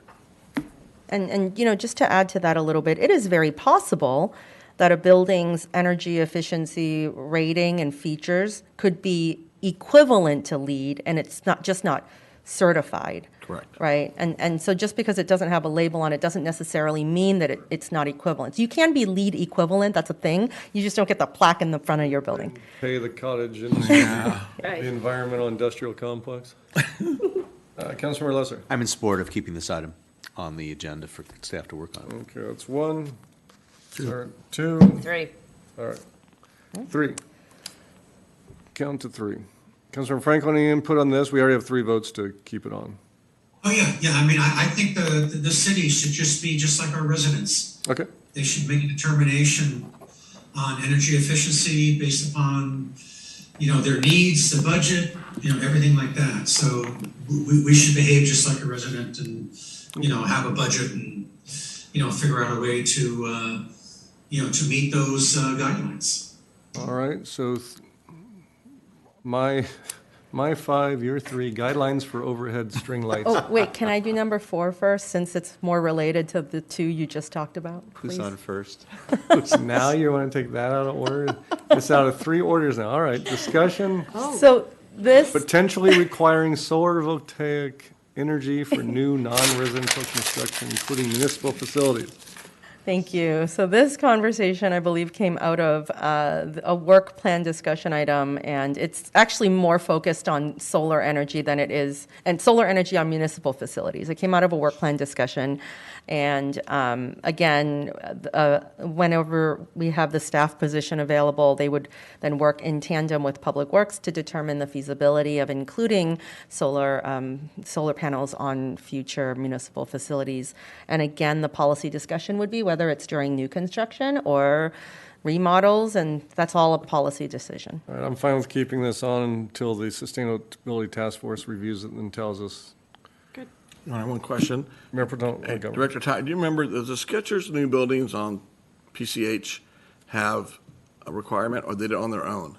I can see it on the existing Skechers, but on the east side, Yeah. PCH, they have solar. I'm curious, if the new ones on the east side of PCH have On the west side? Solar. Or east side? On the The west side of PCH. You The new know, one's on the west side of I PCH. don't, but it's funny, I was just looking at the Skechers environmental impact report for something else, and so I can look that up and let you know. That's all. I'm good with it. Thank you. That's 2, 3. 3, 3, 4. 4, okay, 5. Okay, that one's on. So back to string lights, the very highly impactful guidelines for overhead string lights. Placement walk streets, which we heard there's no code for or against this, but there's things that are adjacent to a code for or against it. Thank you. So this item was a result of a discussion that the council had in October. That particular discussion was a council request as well to go over what regulations there were governing overhead string lights above the walk streets. And yes, there was some gaps in the ordinance, unfortunately, and so there was no clear path to a yes, but there was also no clear prohibition either. And so the council did not direct staff to change the code, but instead suggested and directed some guidelines, perhaps in time for next year's holiday season. And so this particular item will be a joint effort between community development and public works, because every encroachment is a joint permitting effort between the two departments. And so we'll be working on that. Probably, I don't know, I'm looking at Public Works Director, maybe middle of this year, so that it'll be ready for next holiday season. Okay. Councilmember Haworth. Well, I hope if this does come up, I guess I'll have to recuse myself since I live on a walk street and organize the holiday overhead light hanging. Perfect, moving on. So, that's all I'll say. Give this a big whatever. Anybody else? So pretty. I did not follow this closely in the prior council discussions, but my sense is there's a reason for doing this, and it's worth studying it and worth continuing with this discussion. Is that correct? Nope. No? So I don't know. This is an example where I just don't have the context, and I'm truly asking in good faith. I understand. Mayor Pro Tem Montgomery. Thank you. I like the historical context. There are some residents that were unhappy the fact that they were getting calls from code enforcement because they had the hanging lights on the walk street. If you walked in any walk street, especially holiday season, more show up. But these were non-holiday season lights, and we didn't know what the rules were. As Director Ty said, we didn't really have a prohibition. The safety issue, were the lights too high? Were they too low? Right. People walk into them. What happens if? So we asked for, we need updated, what were other rules? What if we could put in there? That's where it stopped. So that's where it came from. Well, we said go away. Councilmember Franklin. Yeah, I want to see it. Those streets are delightful that have them, and it just adds the charm to the city. And maybe even non-walk streets. So do you want to keep this on for further discussion? Okay. Yeah. So that's one. Yeah. Is there two? Did you say you wanted to keep it on?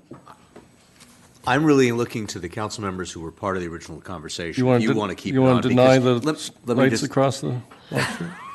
So here's the issue. Obviously, the residents who've been doing this for years are potentially upset at the prospect of the city regulating it. On the other hand, what I'm looking for, listening for, and not hearing is what's the problem we're trying to solve. And Mayor Pro Tem Montgomery helped.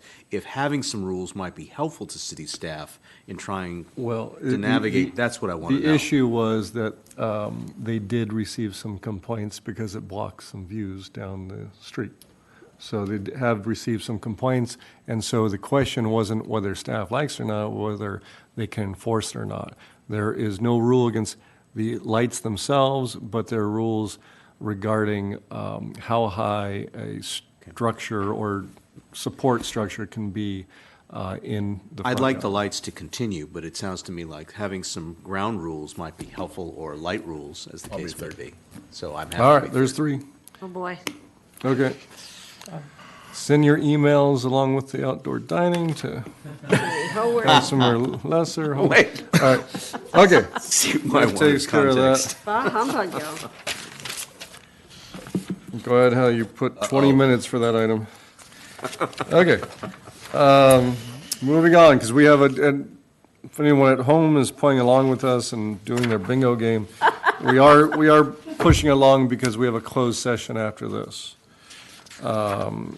After the regular meeting that we will recess to. So, City Council requests and reports, including AB 1234 reports. Any AB 1234 reports? No, sir. Okay. Future agenda items.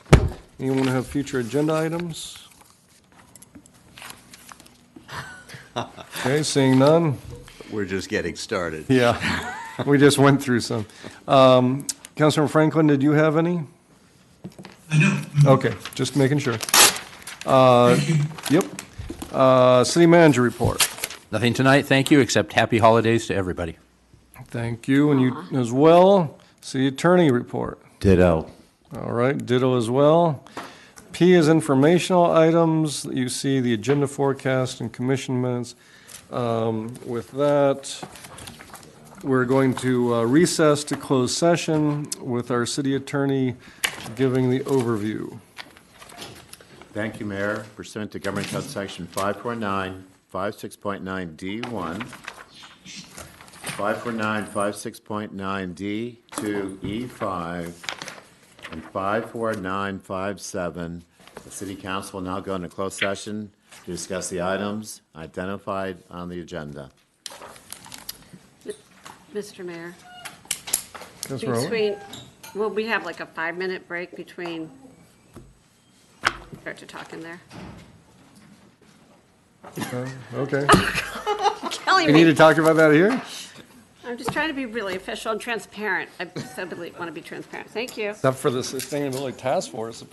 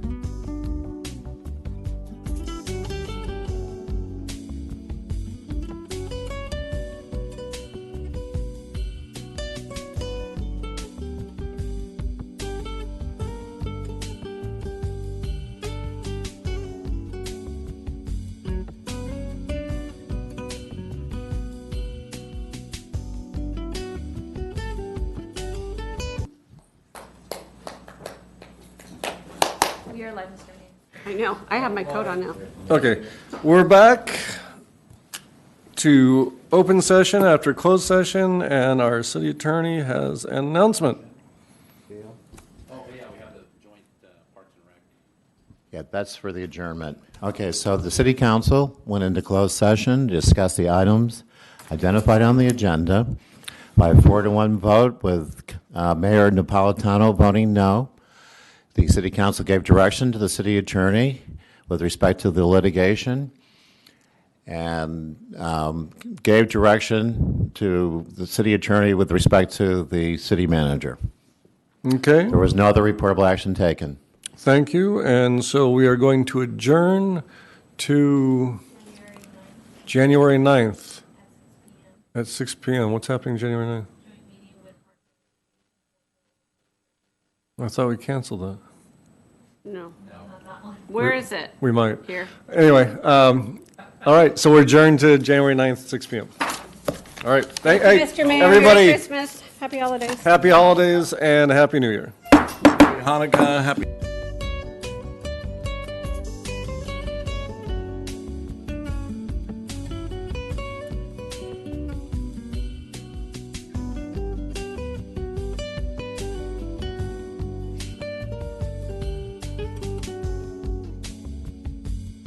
Well, we know that people with underlying medical conditions over the age of 60 are at highest risk, but they've got to get it from somebody. So we're asking everyone to be selfless for others so that we can protect those who are most susceptible. Not going to bars, not going to restaurants. It all just means physical separation so that you have a space between you and others. For more information on how you can social distance, please go to coronavirus.gov.